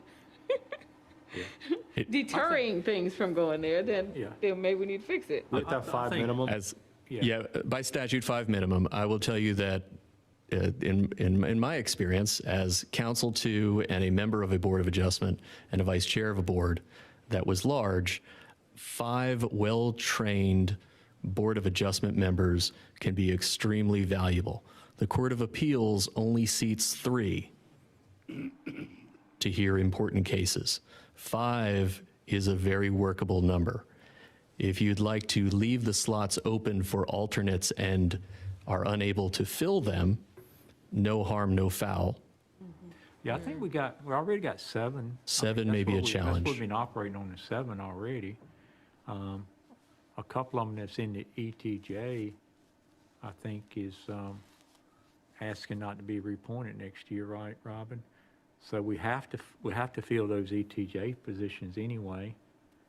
So you say we've been operating on 7, you're counting with alternates?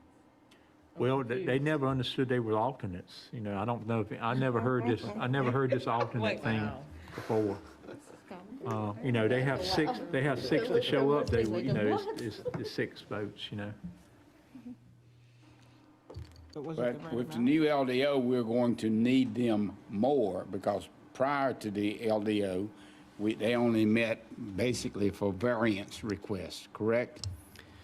Under the UDO and currently under the LDO, although I believe this is something being considered by the board, they are only hearing appeals of staff determinations and variance cases Okay. At this time, but that could change. at this time. And with all the construction going on. If you would like to make better use of your board, you would want to have one that is regularly able to field 5 members. Yeah, and I agree with Ronnie. I think we need to go with 5 and 2.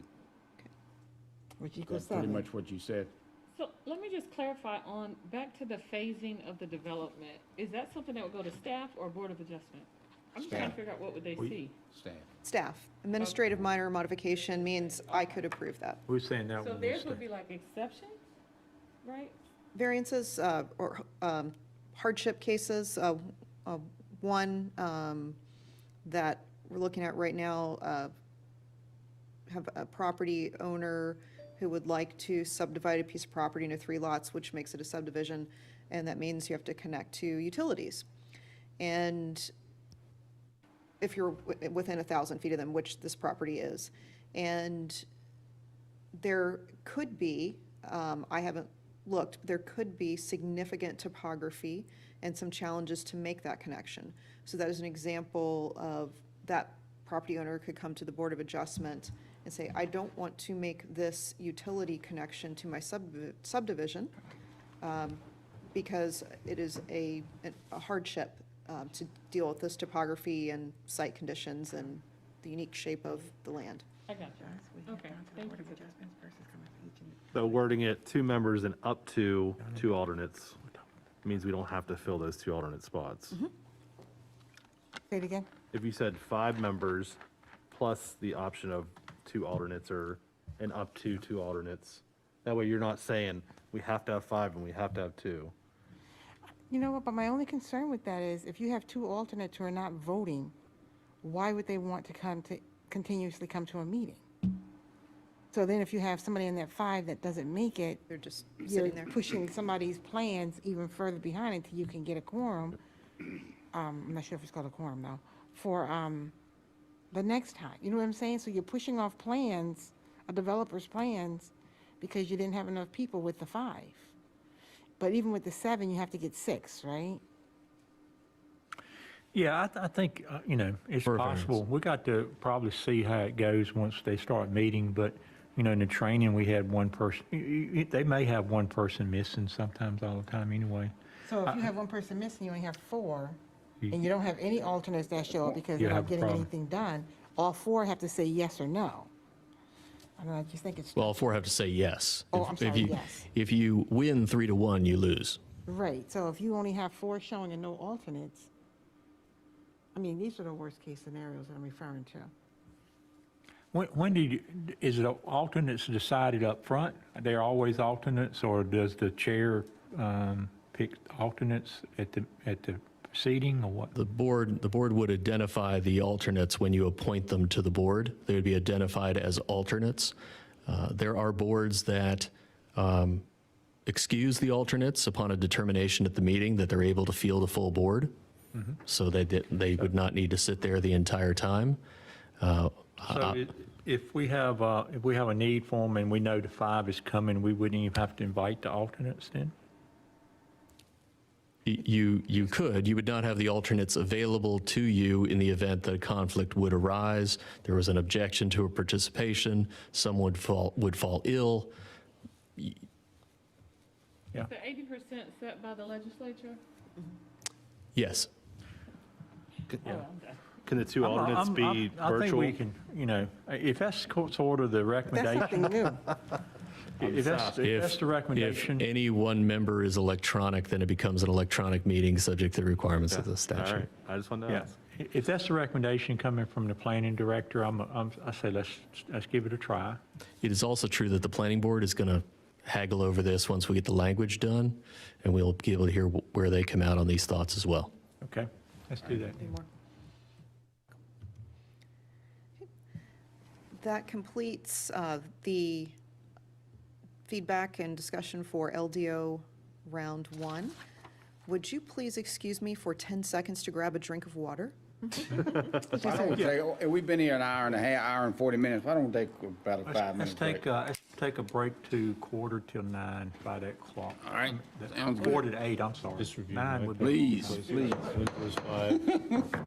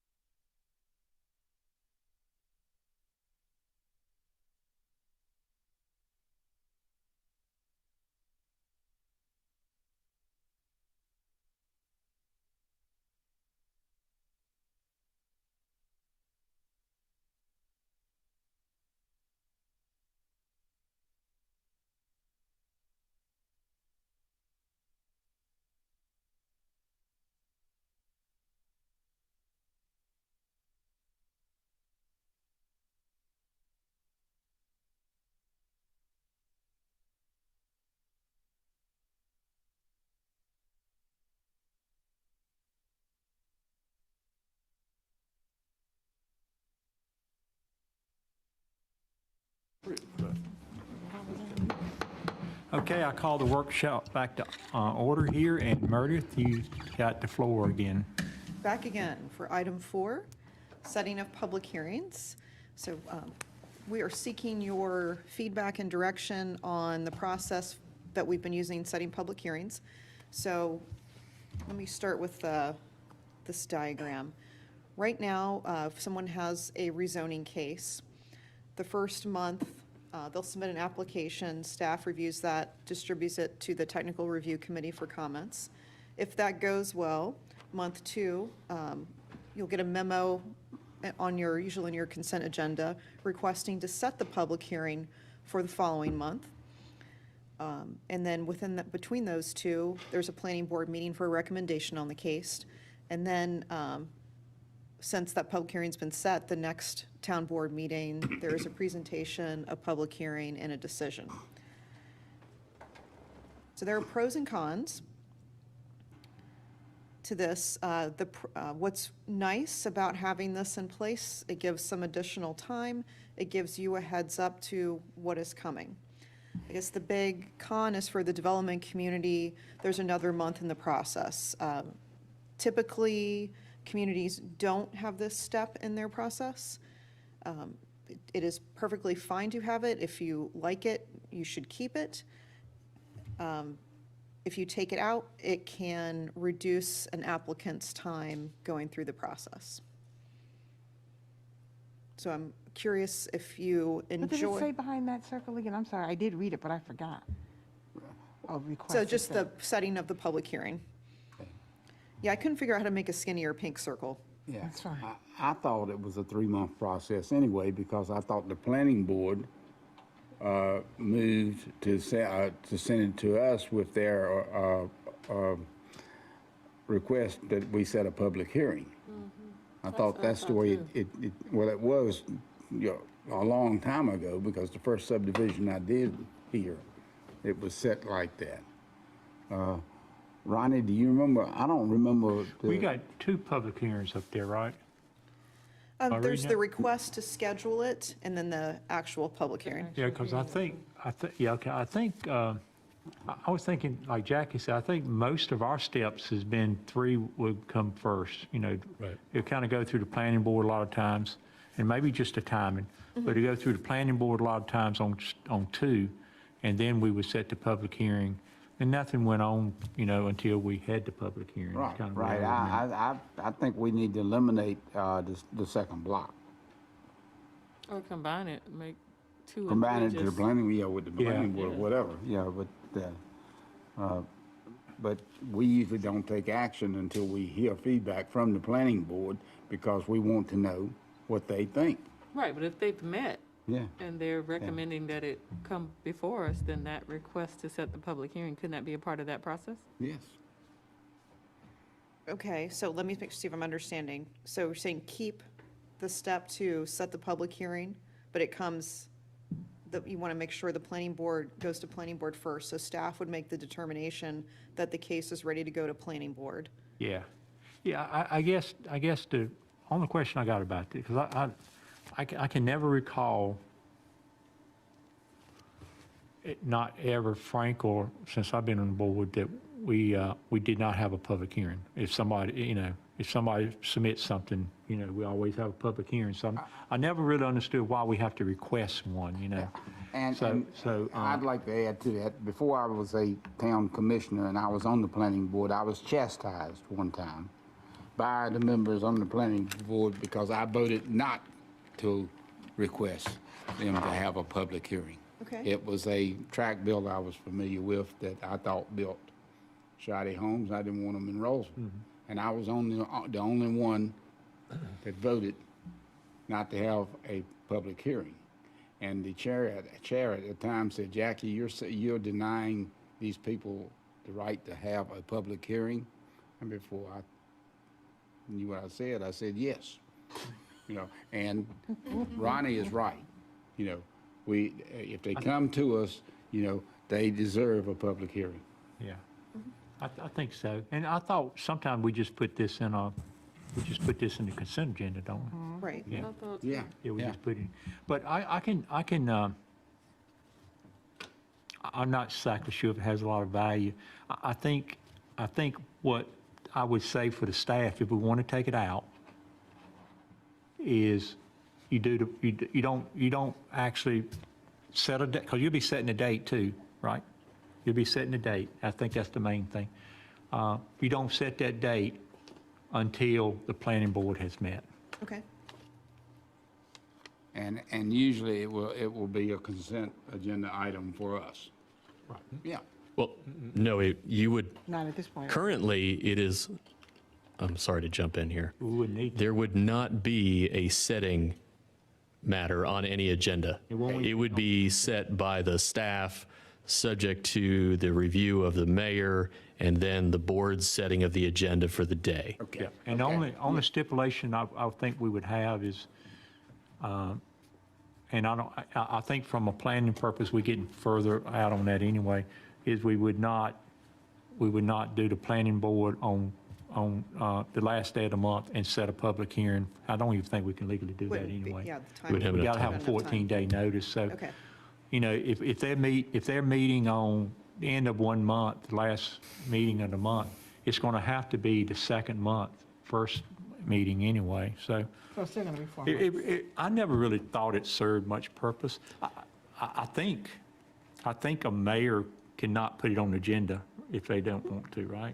For a long, long time, So- until somebody, Right, so let's walk through both the history and then what our options might be and see whether there's still any need.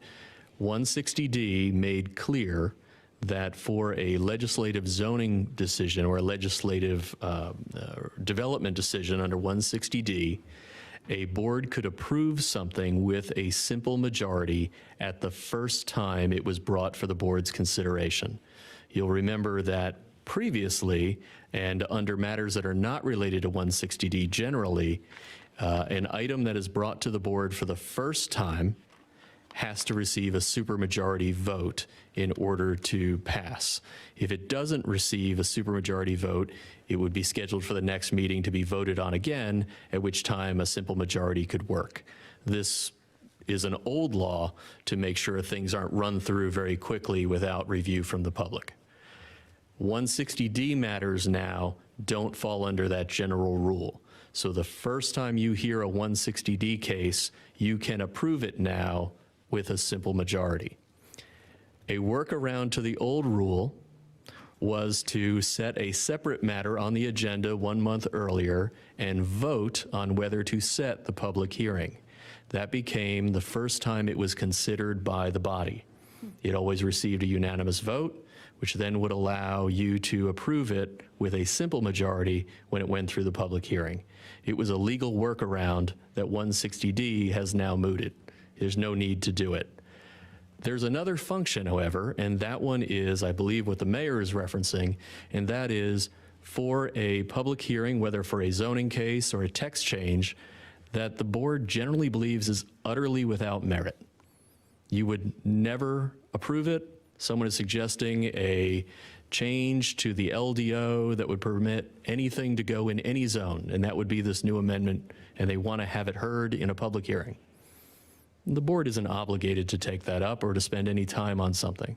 Similarly to a map amendment, if someone said, I believe that the center of town should be zoned all heavy industrial, the board does not have to take that up. This tool provided an opportunity, a setting, to pull that off the consent agenda, identify it as without merit, and set it aside, at which time the staff then would have instruction to refund the person's notice and publication fees, and you could set it aside. You won't have that anymore. Has it ever occurred in Rolesville? I don't think so. I never recall that we didn't have at least have a public hearing. And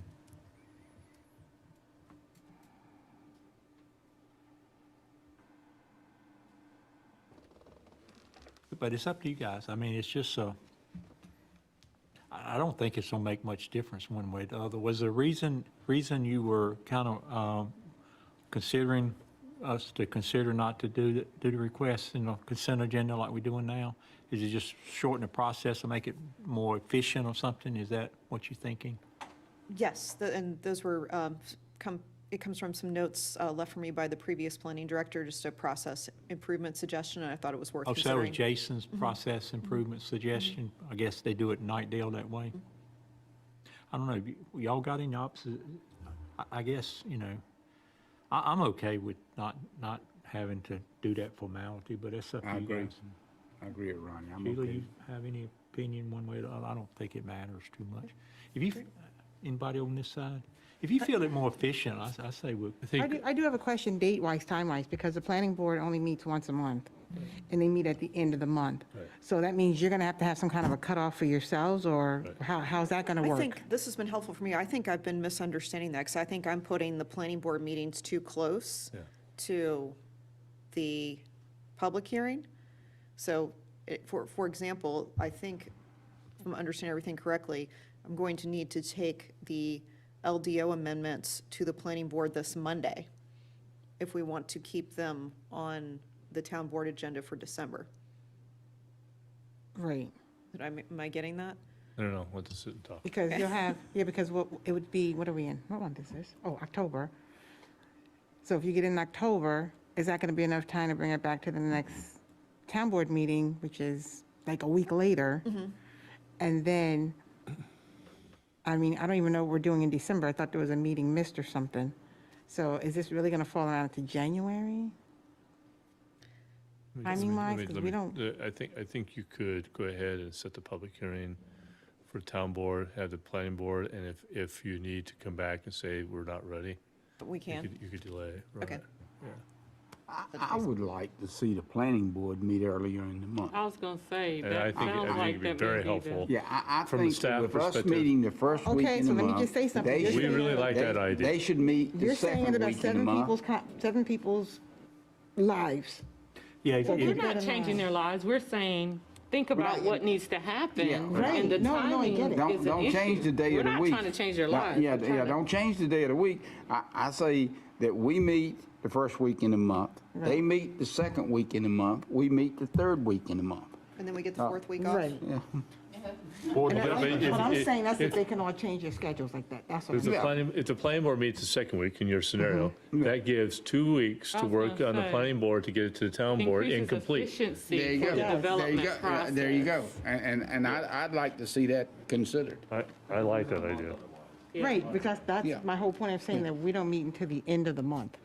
So then you have to have that 2 weeks in there some kind of way, and you have to get it, and it's just going to be chaotic. But then the other part of that is, hopefully, everybody can adjust their schedules to do that.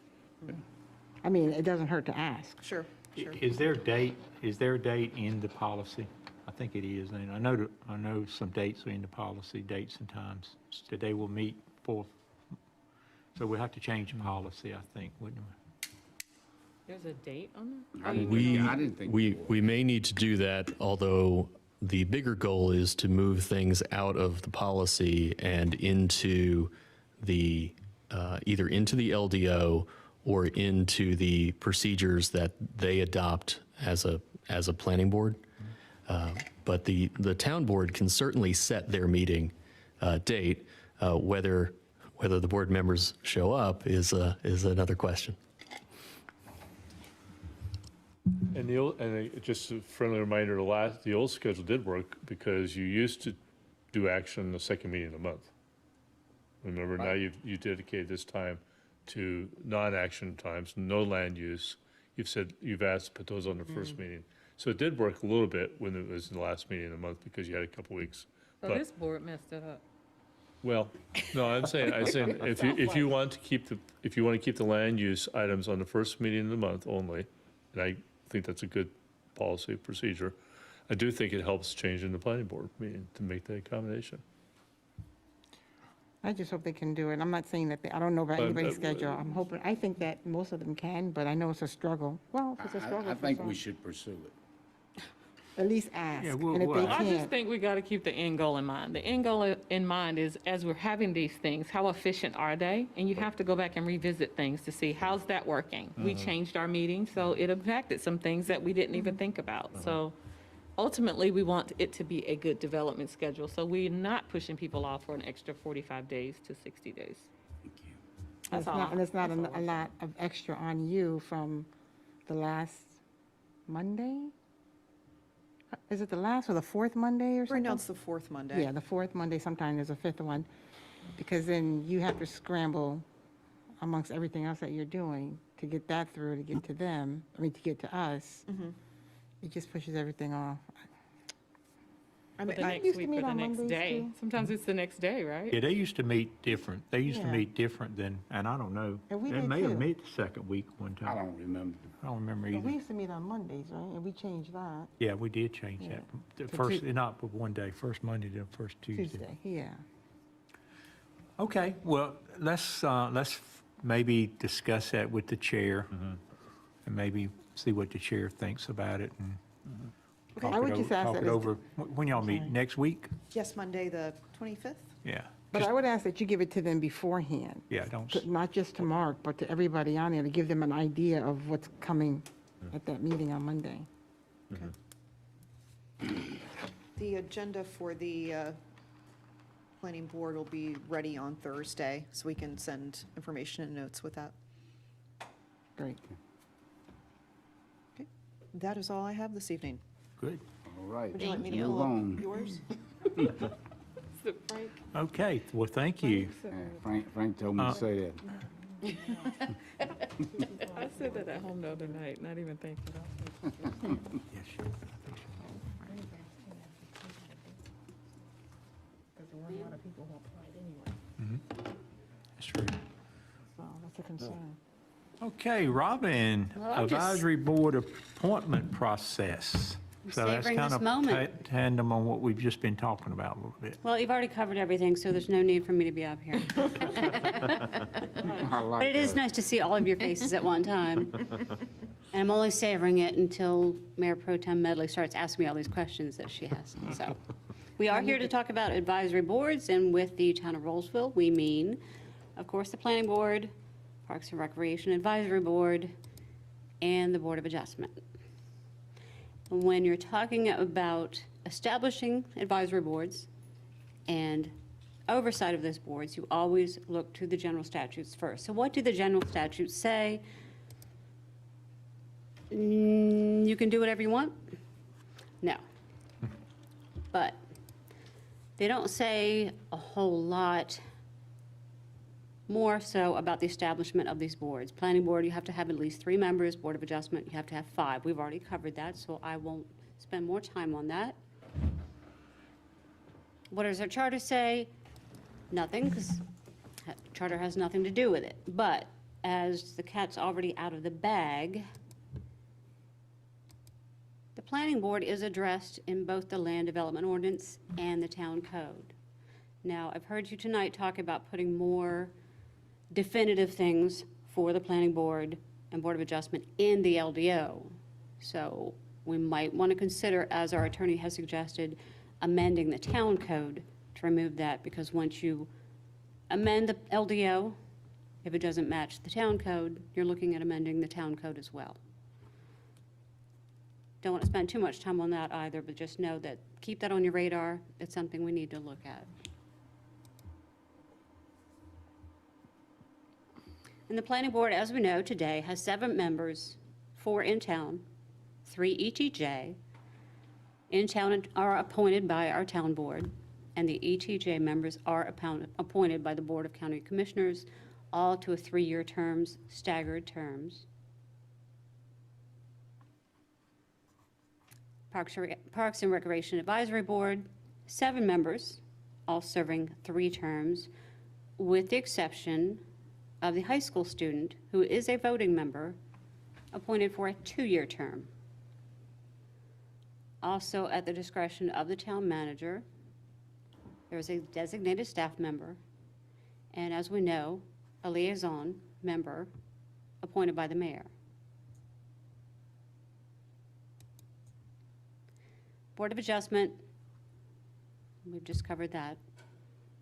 Robin, may I ask about a question about the Parks and Rec? Is that set forth in town code? Everything, all those bullets? The Parks and Recreation Advisory Board is very unique because they have very extensive bylaws, unlike the other boards. And they spell out all of that in their bylaws. So the code doesn't say how many members on the Parks and Rec Advisory Board. The town code does not say anything about the Board of Adjustment, only the Planning Board and the Parks and Rec Advisory Board.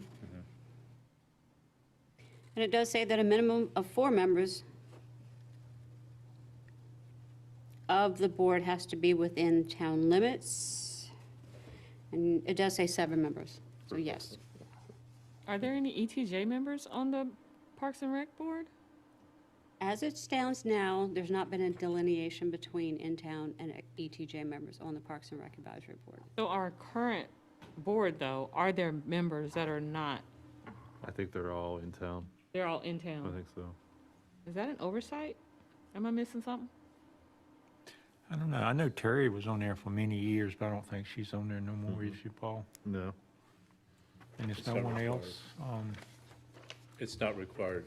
It's No, part So it's of only required for planning board, or is it required for planning board? Oh, just planning board. Yeah, planning board.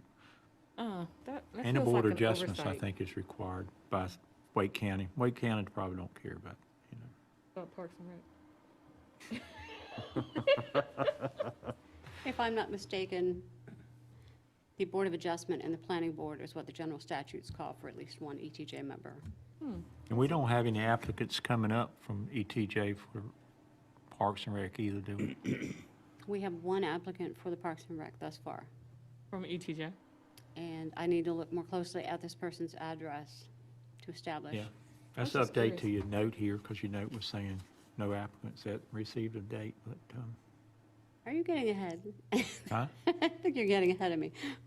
Yeah.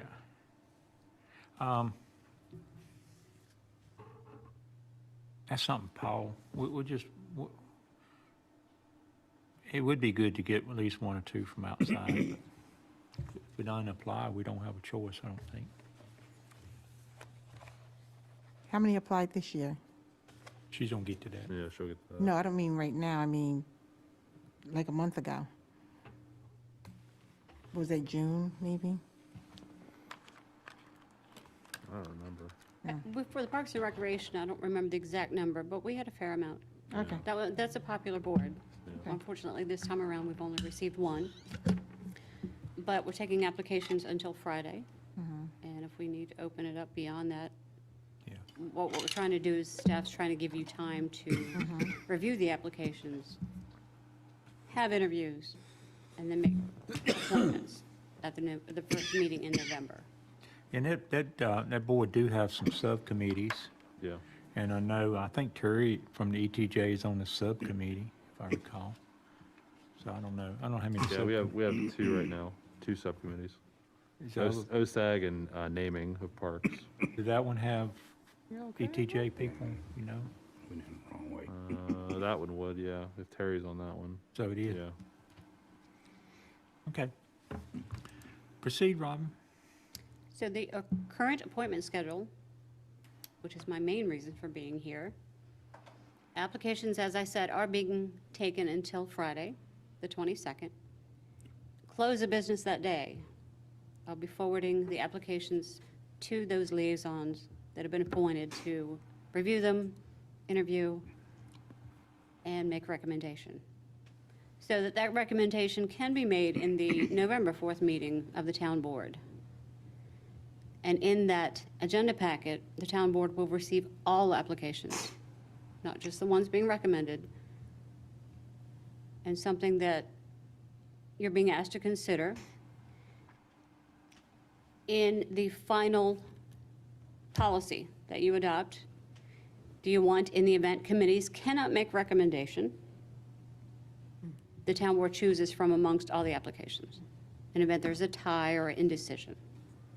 So that is something that we're looking for you to help us decide, because ultimately, we would like to have this as a set policy. As described here in the document you sent out. Yeah, and I Or think- whatever I think- wording the board so chooses. I think what you're saying, if I hear you correctly,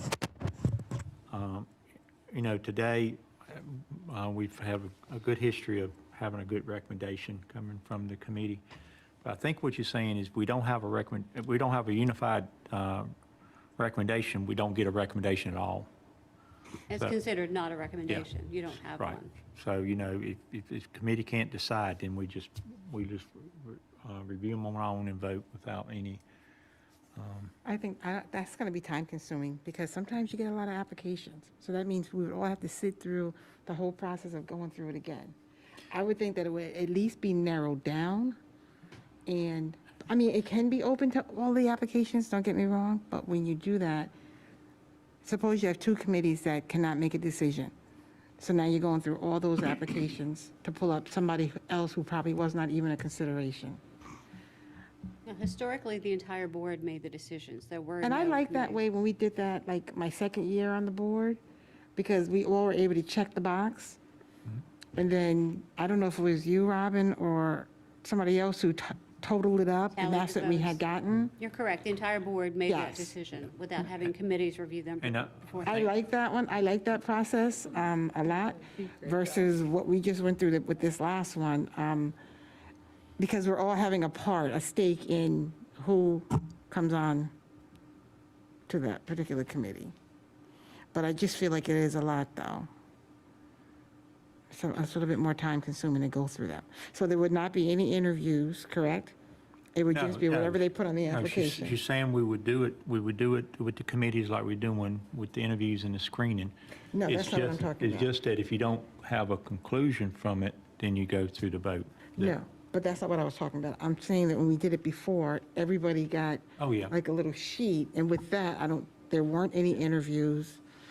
Well, when It we was did just, When we did it, done. at one time, y'all may remember, we didn't get many applicants, so it was kind of easy to, but one time we did get a It's only lot. got 27. I Yes, remember that was a lot. And We had if you gotten that first recall, time. if you don't mind me that's kind of when we went interrupting, through that interviewing We kind process. of ranked them. Yep. the applicants actually came to the board meeting, and you allowed them just a few moments to introduce themselves. And that was that was similar to an interview. It I wasn't remember in-depth. that. And they But came it was up and done where the shared. board looked at all the applications, the serious applicants came to the board meeting, and you gave them an opportunity to introduce themselves, and that's somewhat of what you've based your decision on. That meeting and those applications that you reviewed beforehand. I do understand what you're saying about narrowing it down a bit, because I like the committee, like we do the committee, because Paul and I did our committee, and we were able to come up with some ones that we agreed on, but say that we picked two, and there was one we couldn't agree on. I could see that one coming forward to the board, just Right. like I think you guys agreed on one as well, Yeah. and then one you didn't agree on. So I like the narrowing down idea, and then if there is no agreement, then yeah, it makes sense to have some way to break a tie, or whatever you want to call it. Yeah. And I think you're proposing the ballot thing, is that, and we just check the box like we used to? Well, I'm just saying, if you do it that way, I don't think any of the other board members should be privy to who's recommending who. Board couldn't decide on which two, okay, the rest of the board. Here's Dave, Commissioner you can't, Medley. by law, you can't do it, can't do it anonymously. So secret ballots are not permitted. Your ballot is a public record, and it would need to be, discussed at the meeting for the public to hear. So you can each vote and check the box. The clerk, under most procedures that I have seen, the clerk then collects them and then reads the tally and and notes either who voted for whom, or provides that the votes are available. There's some way to do that in terms of seeing how that Wait, I'm goes. not asking for a secret ballot. I'm just saying if Paul and I have voted for person A and person B, and we couldn't decide, once it goes to the other members, then, okay, this is the one Paul voted for, this is the one Michelle voted for. Is that what you're saying? That's what I'm saying. Do you not disclose that, or do you just pass out those two? Let's call upon the creativity of the board. The governing board may establish reasonable procedures to solicit, review, and make appointments. That is all the guidance you get from the general statutes. I said So that much. reasonable procedures. The most common one, and it sounds like the one that was done here, although I don't remember it myself when I sat, would be to have all of the applicant candidates on a sheet with a box, and you're told to pick two. You pick your two, the clerk collects them, and at some point in the meeting, the results are provided, and that Mr. Neal and Mr. Vilga have been appointed to X committee, and the votes were such and such, is normally the way it goes. Okay, so let me just be clear on. So you wouldn't know what everyone else is voting for at the time you vote, if that's what you're asking. No, so I'm Okay. saying that there wouldn't be that Afterwards, you vote in would. beforehand. You wouldn't have that vote before, you wouldn't have that sit-down conversation with each applicant beforehand where you realize we have two different people that we want. You can adopt any procedure. Just when you get to the time that you're ready to vote, you can do it with a ballot. You could also have the mayor call for a nomination of a slate. I don't know whether that would work for, obviously, as the mayor has pointed out, it works far differently when you have 2 nominees versus 27 nominees. Right. But your discussion, you may try to persuade others on the board, for example, all of that would be a reasonable procedure. I believe the clerk is simply suggesting that one way to nail it all down after all the interviewing, talking, speeches would be with a ballot, which is legal. You wouldn't know what everyone else is doing at that moment, but you would find out soon thereafter. Okay, and I just need to clarify, because I don't want to interview 27 people. Yeah, I and that only was my want to whole point. interview 10 people. I am saying, I like the committee process, right? The committee does the narrowing down. The issue becomes, as we've seen, if the committee cannot agree, then those people, to me, in all fairness, need to be able to come before the board, because I'm making a decision on whether I want to vote for you or not. So we haven't had the opportunity to listen to or engage with that person like we did before. I remember a few people coming up and sharing why they wanted to be a part of the board or whatever. Then we did that little vote or whatever. Without that, I'm voting blind. Well, but bring the ones you've recommended. Right. Don't bring everybody. Right. The yeah. committee, so if the committee's narrowed Yeah. it down and said, hey, we agree on these 5, Yeah. and then we need one more and we can't agree out of these Right. 7. Does that make sense? Am I making sense? I think that's what Robin is saying here. Is that close to Well, what I you're think the saying? added part You're was, narrowing it down for me, which I really appreciate. That's the whole interview. point of my being here. Is that you get all the applications that the committee all, had. Michelle. No, that's what she said in her Yeah, email. no, I we're would narrow saying the down. committee. No, I know what you're Yeah. saying. I She agree has with it that. written right here. I'm reading what she wrote. that But you're she- saying all the applications, Robin, or no? I'm saying all the applications. Right, that's what I'm saying. Yeah, I Giving would the board say, the I don't wanna do opportunity that. to look at I'd all the say if applications. you have 3 open spots, then if you both can't agree, you both bring your 3 people you want to see on that. And you Right. go from there. You don't bring all 27. I don't Because I feel like you're going to get bigger and Exactly. bigger town-wise, and you're never going to have the time to Yeah, I sit don't- down and interview everyone. Right, so half of what you said, but the rest of what Paul said. Yeah, I don't understand the logic of bringing 27 people before the board. Yeah, Not I would just bring the ones either the ones you agree on, or if you don't agree on, then you bring your 3 and you bring your 3 to fill Exactly. those spots, And and let that's them- how you do that. And for then check the ballot-wise. box. Yeah, That makes sense. Yeah, I don't know, that would mean maximum of 6. that was an example. yeah, just if that's how many people if that's how many you have to fill. You had 3 slots. You and three you sl- couldn't yeah. agree on 3 Right. people, each of you, so that would be Right. 6. If you had 5 slots, that'd If you be only have 10. one that you can't agree on, be 2 people. Right. Exactly. So And even just if you so- agree on one, like you could still have, you could have some that match, you both agree this person's the best, so put them both on your list.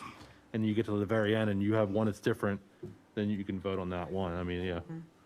I think So what that's I'm fair. hearing is we all like the committee process, I think- much as you don't like the interview of all of them. Are you still saying you'll be interviewing all of them? Well, No, we've you been don't- leaving that up to the committee, right? The committee, The committee interviews. that you And we narrowed decide. it down. Yeah, You they bring narrowed their down the size. recommendations, yeah. Yes. And then Committee would all of narrow those applications do not come to the Yeah. town board? No. Only the ones being recommended, and whichever ones you cannot agree on, Correct. invite those individuals to that meeting. Right. Yes. I think that makes Not much difference than what we're doing. Right, just- Except for whenever there's more than, not a clear recommendation, we're gonna bring the names there, and I don't think we're gonna ask, questions. questions. We'll have them to come, we'll invite them to come. Yeah, give them 3 minutes and let them do their You know, presentation or whatever they want I, to say. I always invite them, last time I invited people, but they don't usually come. I think, we had a couple come last time, Mike, Powell's, He spoke on behalf of. He spoke in behalf of somebody, but Mark Powers, I said Mark Powers. So are you good? You good, you think? I just have one thing to fall back on, though, that I feel has been lost in the shuffle, at least from my memory from 2016 forward. We used to have a kind of a time period that people needed to be residents of Rolesville. I saw in the past that somebody joined some board, I won't say which board, at a recommendation of someone, I won't say who, and they had lived in this town for 3 months. To me, that is not enough time. You don't even know the lay of the land. You don't even know what's going on in Rolesville necessarily, unless you're super engaged. But I do think there should be some type of time frame that they've lived in our town and they know kind of what's going on. At least if you've lived here longer, you're going to be abreast of kind of what's happening, who the mayor is, how do you get your cable, whatever. I think we solved that with the screening by the committee, right? But is that illegal? Y'all don't, don't y'all Well, ask? You know what? I don't think. No, it's just on there, Interrupt. and it That's varies. something that should be addressed in the bylaws. What are the requirements of being on the board? Right, yep. But it used to be there in our process. When we did this before, they had to be there like a year or something. We established a time frame. I could not find that document, but I know I have that sitting in my house somewhere. You know what? We did this before. And I agree with that. I like that process, but when I look at some of the applications that came for all of us, because we got all of them, sometimes those are the only people who are responding. So then what do you do? But what I'm saying is, when we had the 27, it was all over the board, Yeah. right? But I'm just saying, in fairness, as being a citizen, can you really say that you know what's going on in town? You've only been here 3 months. You barely have gotten moved in good. Your boxes are still. I'm just saying, I think we need to consider that if you're going to be a part of the community, and unless it's illegal to do that. So Commissioner Sutton, would you be amenable to the idea of mandating a question on the application asking how long the person has lived either in the town or in the ETJ? I think it's That's on on the the application. application. So I would request, just so I can sleep at night, that we would not add qualifications beyond that. That is, you would use that tenure to determine whom is most qualified to hold the position. You can imagine someone who had lived here their whole lives who would not be a good choice, whereas someone who was recently brought into the ETJ but had lived just outside his or her whole life might be a great choice. Qualifications are something that the law sometimes has a problem with. So the eligibility to vote and how long you have lived within the jurisdiction creates challenges, as you know very well. It goes into how you value their application more so than whether they can put an application in, if that's Well, I okay. don't want to go to jail. I just thought I would mention that as a consideration point, that And I won't tell you that you couldn't do it. We're just trying to avoid unnecessary risk. And also, to that, some of the people that I had interviewed, they weren't were in on Roseville other- that long, but they were on other boards. And I get Yeah. that, and you do look at that quality of what they've done. It just, And I don't know if we've always had that question on there, so I think we might have added that question just Because so we of that. could, yeah, yeah. all right, long as we're at least knowing what's So if going you're on. comfortable, do know that that is on the application, that question. How long have you lived in Right. ETJ in town? And that is something that you would use in narrowing down. Because the and I wanna- application and my communication to, as the town clerk, my communication to these potential candidates is, you may be invited for an interview. It doesn't state that every single one of you is going to be invited for an interview. That's a good point. Yeah. There's your narrowing. Yeah, and the only concern I have, and thank you, Robin, I think this, we've come to a consensus here. Only concern I have is according to Robin's timeline, she's closing the process out on the 22nd, which is Friday. We got to, by the next meeting, you have to have done your interviews, and you're gonna have to be able to come back with your recommendation to the board. So you don't have many days there, right? Not this time, and that's something I'm proposing for the set schedule It's for us gonna to be long in the establish is future. going to be starting in September, and Right. the committees have the entire month of October to make that recommendation, that first meeting in November. I'm gonna be, really hold you guys, you're gonna have to do it within 2 weeks almost. And Or Mayor, do you want to extend it I was gonna say, I don't To really- win? you're in the To win? midst of an election too. I think we need to be considerate of Well- folks that are All right, well, focused on that. what about the second meeting? Can you do it the second meeting of the month?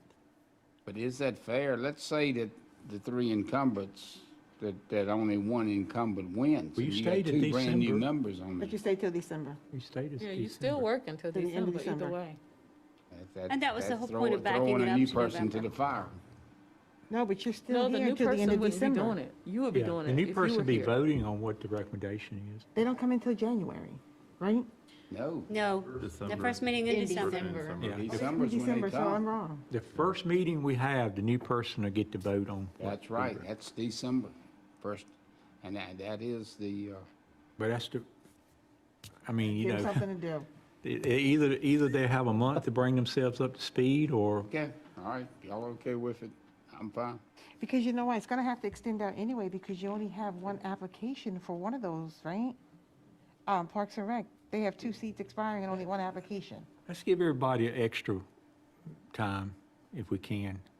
So instead of, what did you have it for, first week in November? Yes.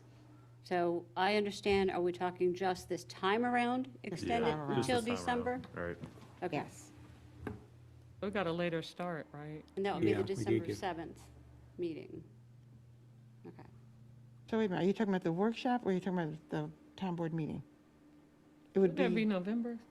November We have a work second meeting? session in November. We do not in December. so you're talking about And the vote would come in that organizational voting. regular meeting. So we'd have to have Regular meeting, we'd okay, have to have gotcha. recommendations in the second meeting of November then. So this board to get to vote on it, right? At the second meeting in November. Okay. So if you close it out on the That's what I wanted to be 29th, clear on. a week from your original scheduled date? I'm sorry? So if you close it out, what are we talking about closeout date? I've heard a lot of dates. Yeah. so instead of the 22nd, it would be the end of December? You're giving it another week? 29th then. We're not meeting in December, I don't think. No, I think I said December, I meant to say Okay, October. October. I thought I said December, but And that nobody said pushes anything, it so for I was these like, guys, a week Okay, so before we're the talking election. about receiving applications, extending that, one more if week. I hear you correctly. October Yeah. 29th. One more October week. 29th. And the recommendation, the actual recommendation we put to the board the second meeting in November, Yep. that work session. Okay.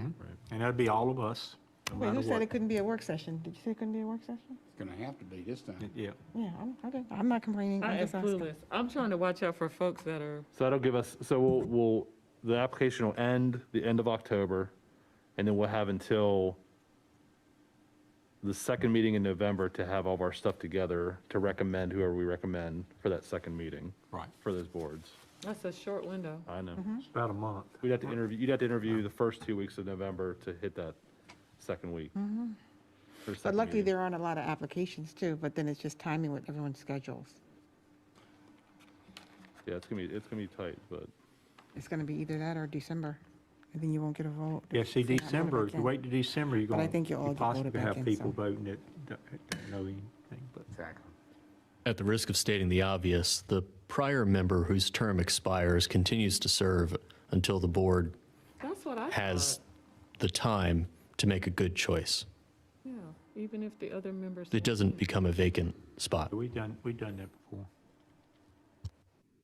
But what happens once we're not gonna get to December though, right? That's the whole process. We're not gonna get to December on this, right? Right, you're gonna get it the second week in November. But if we wait- Second meeting in November. So if we wait, then all these people vote if there's different? Never mind. yeah, because all the seats expire in December, so we want to have everything in place before December hits, so that those boards can keep rolling on who they have and everything. All expirations are at the end of December. So why do we swear the person in December 5th? I mean, keep saying December 5th, the first meeting in December if their term doesn't actually expire to the end of December? We don't They with don't get advisory sworn. board members. They don't get sworn. We don't For the swear them in board until their members. first I'm saying meeting. for the board, The board is set by statute. by Ours start- statute. Yeah, ours start in December. Yeah, ours is different from that. But your term ends December 31st, No, or it does it doesn't. end? No, it doesn't. At the end of November. Yours ends at the end of November. Well, according to the charter, according to the charter, it says new elected officials have to be sworn in by the first regular meeting of the month of December, wherever that date is. Yes. Whatever the date you meet on, the first meeting in December, the new elected official has to be sworn in.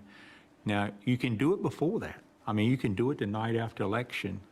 You can do it after the election has been certified. Right. So once it has been certified by the Board of Elections, your next meeting, whatever that public meeting is, would be the time to do it.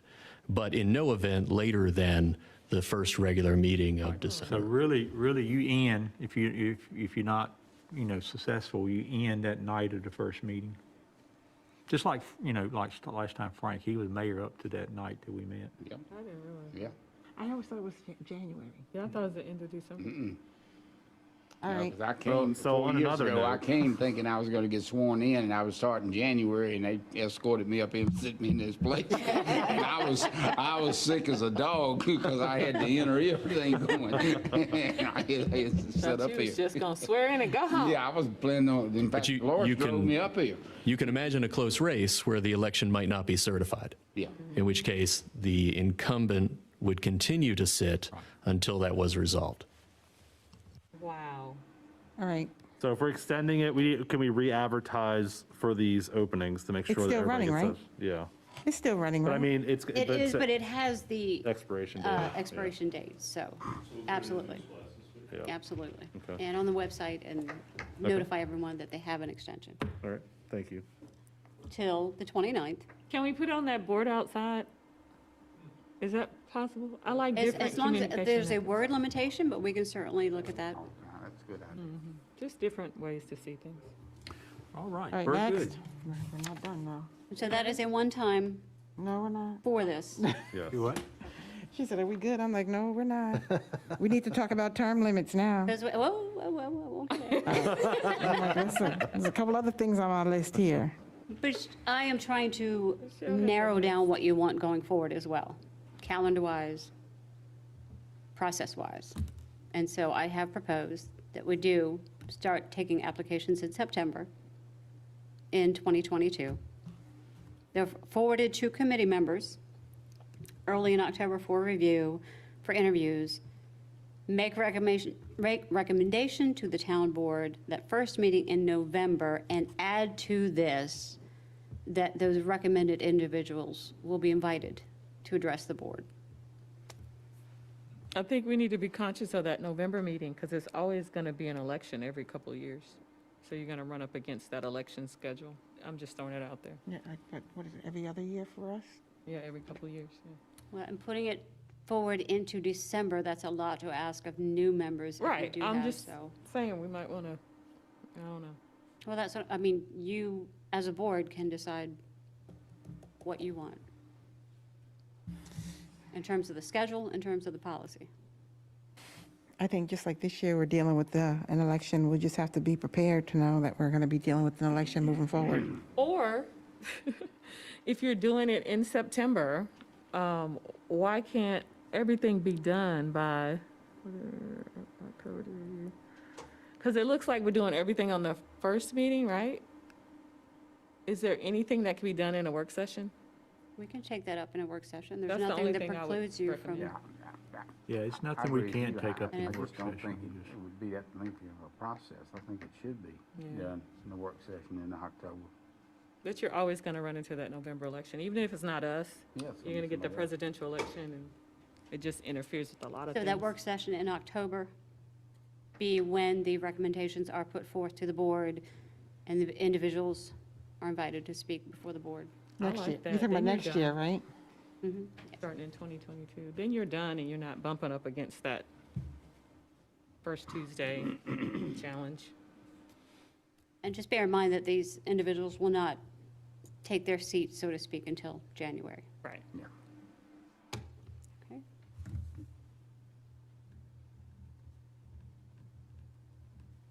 I will make those changes because ultimately what I would like to do is put this in a resolution and have the board adopt it as a policy. Yes. I love it. It would help us as well. And so next steps are direct the staff to establish advisory board bylaws. 160D does call for the bylaws of the Planning Board and Board of Adjustment to be updated annually. And bylaws are where you're going to find your term limits. The Parks and Recreation Advisory Board has term limits in their bylaws. The Planning Board does not, nor does the Board of Adjustment. What about Parks and Rec? They have bylaws they have term limits. They do? Yes, What ma'am. are they? Because I know the people on that board, when I find it. got I on knew you there, would ask. they were there like 15, 20 years. No member shall serve more than 2 full 3-year consecutive terms. Once that has occurred, they must remain off the board for 1 year before being eligible to serve again. Okay, so I guess we just haven't been following those guidelines. And I don't say that to be mean or anything, Well, but we haven't. unless you had people that nobody else apply. No. Okay, no, I'm just. Okay, that's but I all- hear what yeah, you're saying right, though, yeah. But they Yeah. could have been enacted later on too. I don't know when they were in effect either. Were they in effect when we came on or not? I don't know. What, the bylaws? 2015, those particular information, that part you just read. You know what I'm saying? I don't have a date. I know on you're it. saying, but Those are in old type, so I know those have been around for They a in while. old type? They're in old type. Planning I've Board, seen 'em. 1973. You said planning board though. You just read Parks and Rec. I did. though. but Parks and Rec though. What you're talking I- about in terms of bylaws for our advisory boards, it's been a while Yeah. since the bylaws were looked at. 73. And I remember when I was on Parks and Rec, there were some people saying, oh my God, I hope people apply so I can get off this board. And they weren't saying it to be mean, it's just that they have been on it for a very long time. Right. I didn't want to get into the weeds on bylaws and term limits, because my purpose for being here tonight is to get this adoption or appointment schedule and policy nailed down.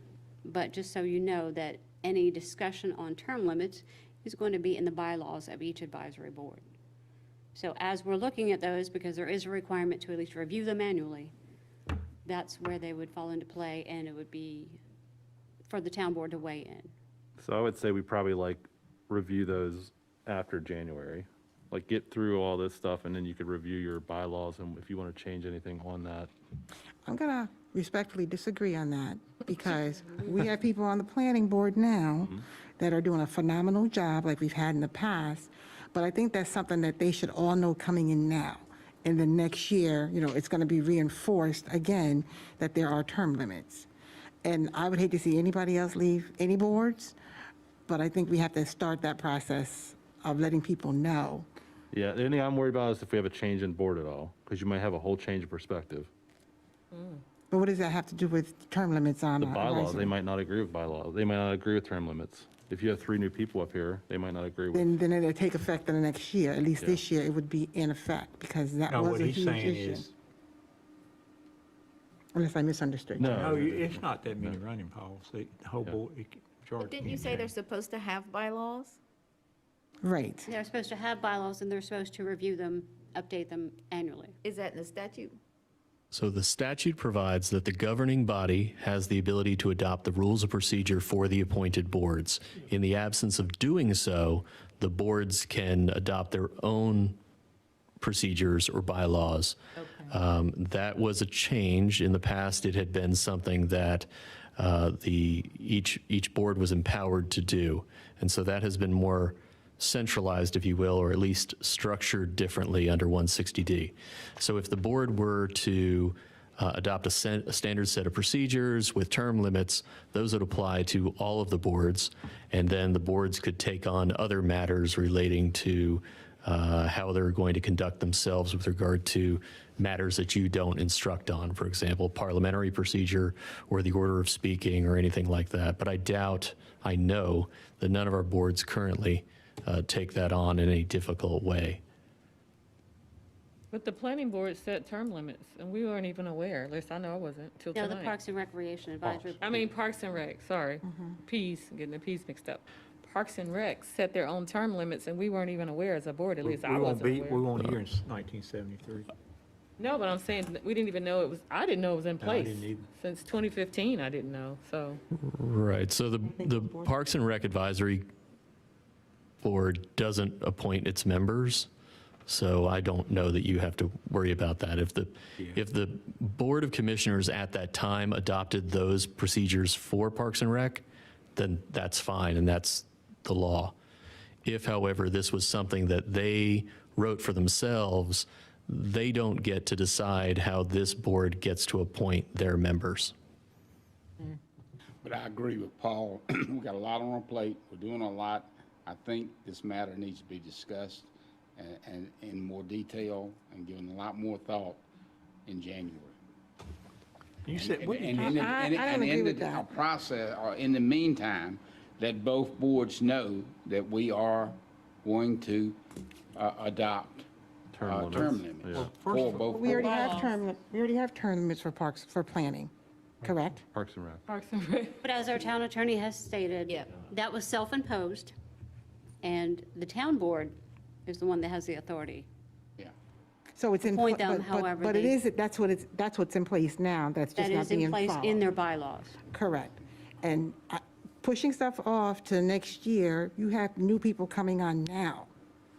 So I think those new people should be aware of the fact there are term limits, and it will be revisited in whatever time next year. But let them know now, there are term limits. Yeah. Because really, I don't think everybody on the planning board knew there were term limits. You mean Parks and Rec? No, I'm still going back, because on the books for 1 year for planning, correct? Planning does not have, Parks and Nothing, Rec. zero. No, they don't have Yeah, anything. Parks and Rec has it. Yep. And that's where we had the big issue. So you mentioned something that we need to put a committee together to do bylaws or something. What did you say earlier? Who would do that update? Who would, Who would make recommendations to this board? yeah. Who's gonna do? I if all think three- there's the if all- committee right Like there, staff. right in front of you. I am, other duties as assigned, I'm here to assist you. So But- if I may, Yeah. I've done this a couple times in other communities, and the board has always initiated. And it's usually led by the mayor with a board member to sit down and draft up what you want in your bylaws for your boards and commissions. So it's consistent across the board with all your boards and commissions. And then you take it back to them, make them fill some of the blanks if there's necessary blanks. But back to Dave's point, then you adopt them. And they are your bylaws for your boards and commissions. So you need to take the lead with the clerk, I think, in helping draft those bylaws that you want. Yeah, that sounds good. So what we'll do is, I will work with the liaisons with the boards and one other member, probably, one that's sort of like we've been doing the committees, so, and I would say each, did you say the board adjustments need updated too? All three As of the them? attorney stated, you want them to be uniform across all boards. All the So we have a template already for the Parks and Rec, so you're not starting from scratch. It might not be right, it might not be what you need, but at least has it spelled out like in general. So you could look at that first and say, what would you change on this that would benefit all the boards? And you always do good research when you go ask a couple other communities what That's they may what I have. And which I And did. have them side by side to see if there's some good ideas there that you might want to emulate. Sounds like Pro Tem Medley has a whole I lot of did. stuff. It was a nightmare. It really was a nightmare this year. Done And her I think research. feelings were hurt. It was really bad. And this board needs to be furnished with the existing bylaws. The Parks and Recreation Advisory Board bylaws are comprehensive. They're about 4 pages. So you need to see But I think what it's, your advisory board bylaws look like. You might want to consider things like absences. that's on my There's list. a lot of things that other communities have in their advisory board bylaws that this is an opportunity here to look at many things and really decide what you want uniformly for all of them. And that is one of the items on my list. So that's going to be a conversation that we're going to have with Ronnie and come back to you.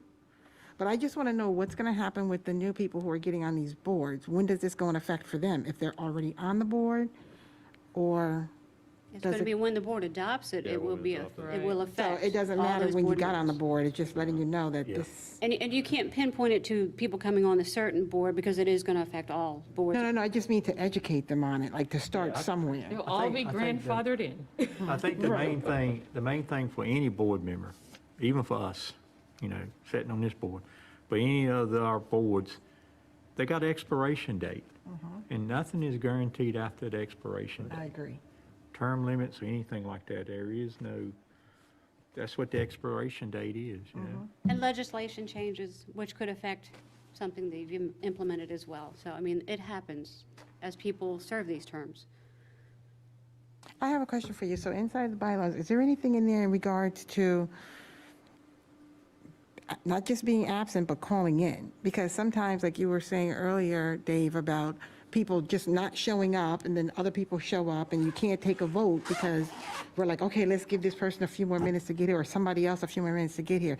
Is there anything currently in the bylaws about that? My cursory review is that there's not that specific. It does talk, some of them talk about absenteeism, but it doesn't address if someone commits to being there verbally or electronically or however, and then doesn't appear, or vice versa, they show up and you weren't expecting them to. Yeah, it's a Okay, certain I amount- think- It's there's a not certain that amount of misses, specific. And then you can consider getting rid of them off the board.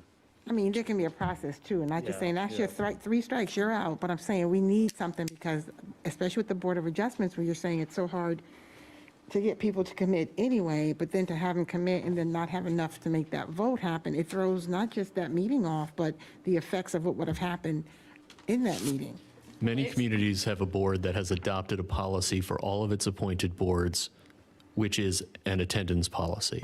It requires the clerk to report as part of an annual report along with the budget, the attendance behavior of the appointed board members, and also to report excess absences as to what that is. And if there are over X number of absences within a year, it comes to the board to decide whether to take action.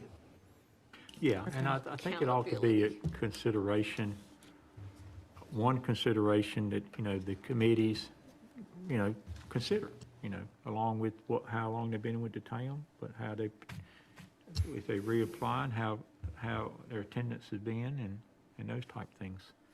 Okay, so I just have one other thing to say, and then I'm really done.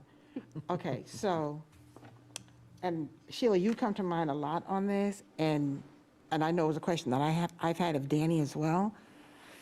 I don't know if there's a requirement for any board, any planning board or Parks and Rec board member to attend a town board meeting, but there were times when we would ask, what was the vote? What did the members of the planning board, how many said yes, how many said no? What was the discussion like? And we basically got a generic response, but I think it would help, and again, I'm not trying to mess with anyone's calendars, if there's some type of a rotating schedule to get somebody from Parks and Rec, to get somebody from planning to attend those meetings, you know, to be in the loop. Just like as liaisons, we're there at their meetings, I think they should attend, and they can, what do you call it, like rotate them through on who's going to be at that next, not necessarily the workshops, but the planning board meeting. So when a question arises, I know Meredith is there to handle it, but if you want to get like another feeling or whatever from that board member, they would be in attendance. You said planning board meeting. Or You meant planning or town Parks and board Rec. meeting? No, like, yeah, the town board meeting, you would have that planning board or Parks and Rec person there, not necessarily to speak, but to just, you know, they may want to chime in on something. And I don't know if that's allowed, but I'm just saying to just have the committees more in the loop of what's going on. Off the top at of my town head, that hall. sounds like that would be a good job for the chairman of each one of these boards, but that's just a thought, but But that's that's all good. No, I mean, within the your things that I want to write down to remind you as you make these decisions. I'm not so Something- sure it should just be the chairman, though. I'm just saying everybody should be in the loop on what's going on that Well, board. the chairman report back to that individual board. No. I know what you're saying, that makes a lot of sense too, but I'm saying everybody on that board that signed up, go to a plan, there are some people on these boards who have never been to to a town board meeting. So I think it would be good for them to say, okay, part of this is you're going to attend a meeting. You may not have to say anything, but at least you're there to share. Does that make sense? Why would I, if I'm representing Parks and Recreation, why would I care what the planning board?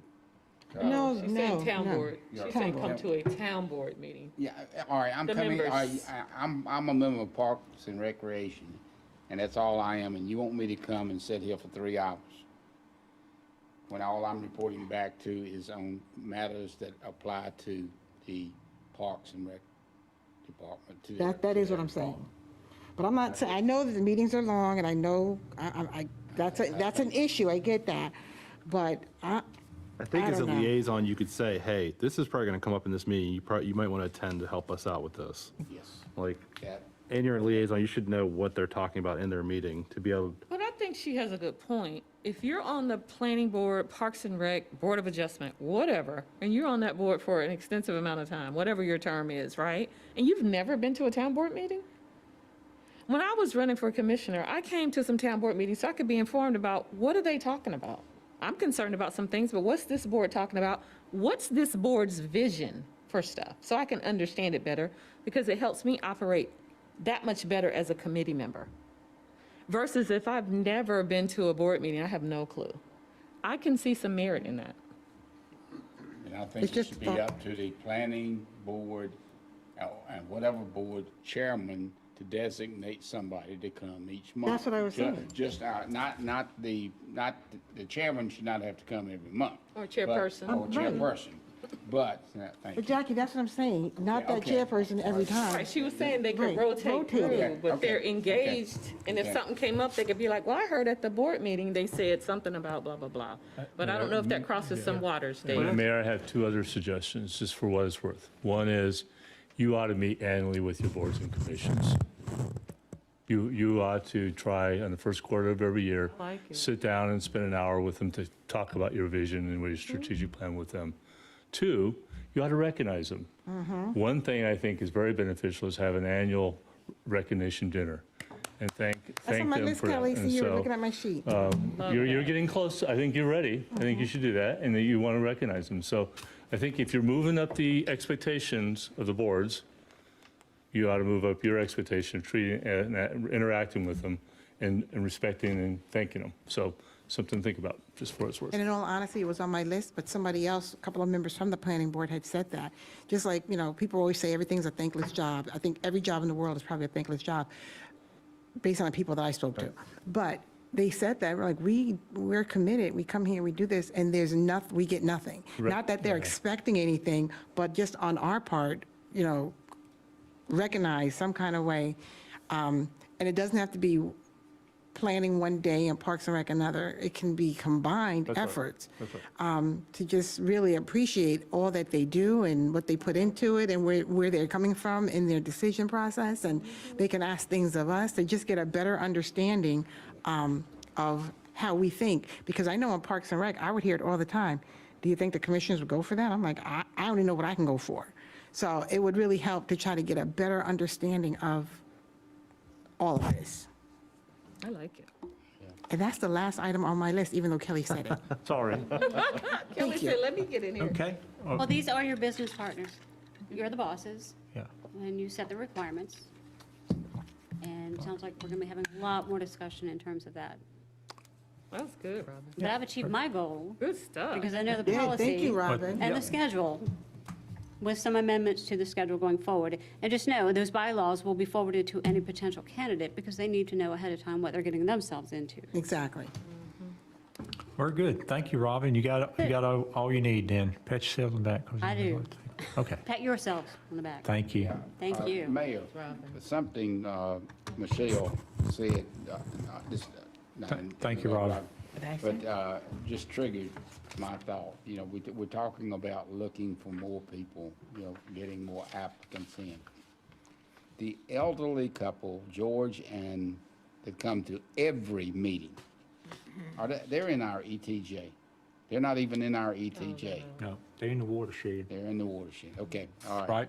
I was Thank you. thinking if there's ever, because he's an engineer, if there was ever a person that I'd want to serve on a committee, I would want to consider him just because of their loyalty. They come, and they are concerned.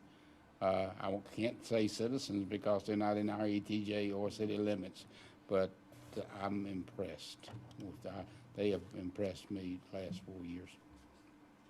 Very good, yeah, I agree, Jackie. But I'm confident there in the watershed across the street there.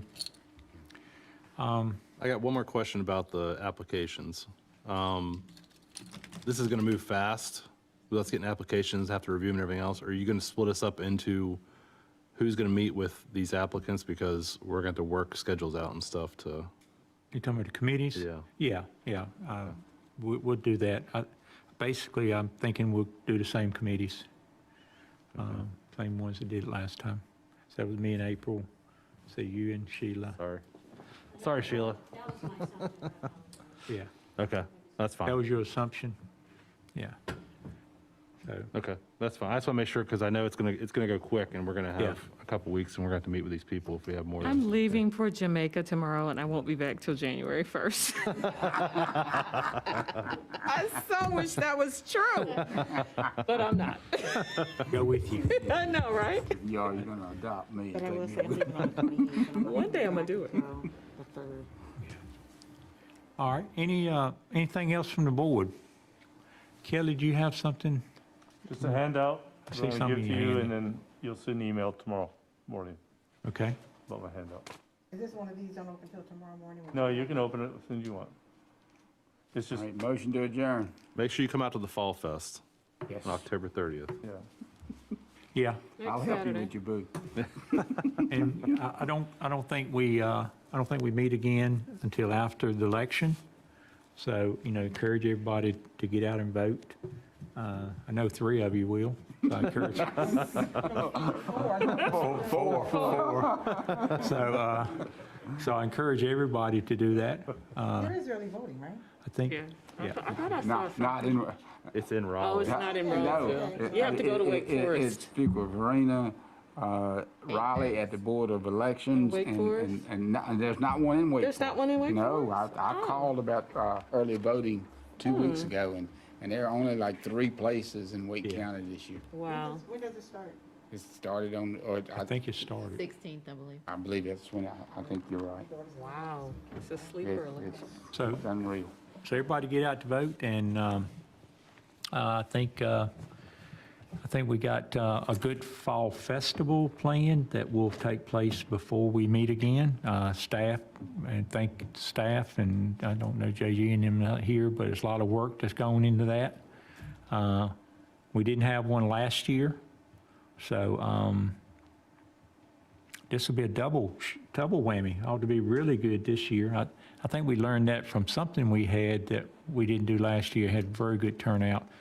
It may have been the night out thing with the National Night Out and stuff. So I'm anticipating a pretty good turnout for the Fall Fest. And If you're coming out for it, it's on Redford Place Drive. Yeah. Make sure you didn't miss it. It's not on, it's just not on Main Street this year. just go where all the people is. Yes. So, Hey, Kelly, how far down is it going? Is it from the ball field To the entrance. to the Look roundabout? at I mean, they're gonna Kelly's close it face, down like, there. I don't know. From the ball fields to the roundabout? I don't think they made it, they didn't get all the way down to the roundabout, I don't think, but it's Yeah, I pretty don't close. think it went yeah. that far. Okay. Yep. Ronnie, Mayor, I would like to recognize one thing before we Sure. close. represent. As you know, I'm a black woman, so I want to recognize black people that have accomplished something that's extraordinary. And General Colin Powell obviously passed away this week. So I know he jumped over a lot of firsts. So I just want to recognize him, and I know there's controversy always about anybody who dies, right? So I just want to recognize all that he accomplished, and seeing that my husband served in the military 22 years, and so we were under some of that. And so I just want to recognize his service to this country, and thank him for his service, and that he would rest in power. So just wanted to share. Yeah, I agree with you. He was a great general. I mean, really accomplished a lot. Actually, served with the aid to the White House and things. So A lot of firsts. a lot of firsts. I do know, we had our flags in town at half-mast up to Sunday because of, in honor of Frank. And I think we left them at half-mast in honor of General Colin Powell. How long does that last to? That is until Friday. So we'll continue to fly them at half-mast to Friday, just be honor that. And And we do those things quite often, and probably need to get it out in the public what we have them half-mast for.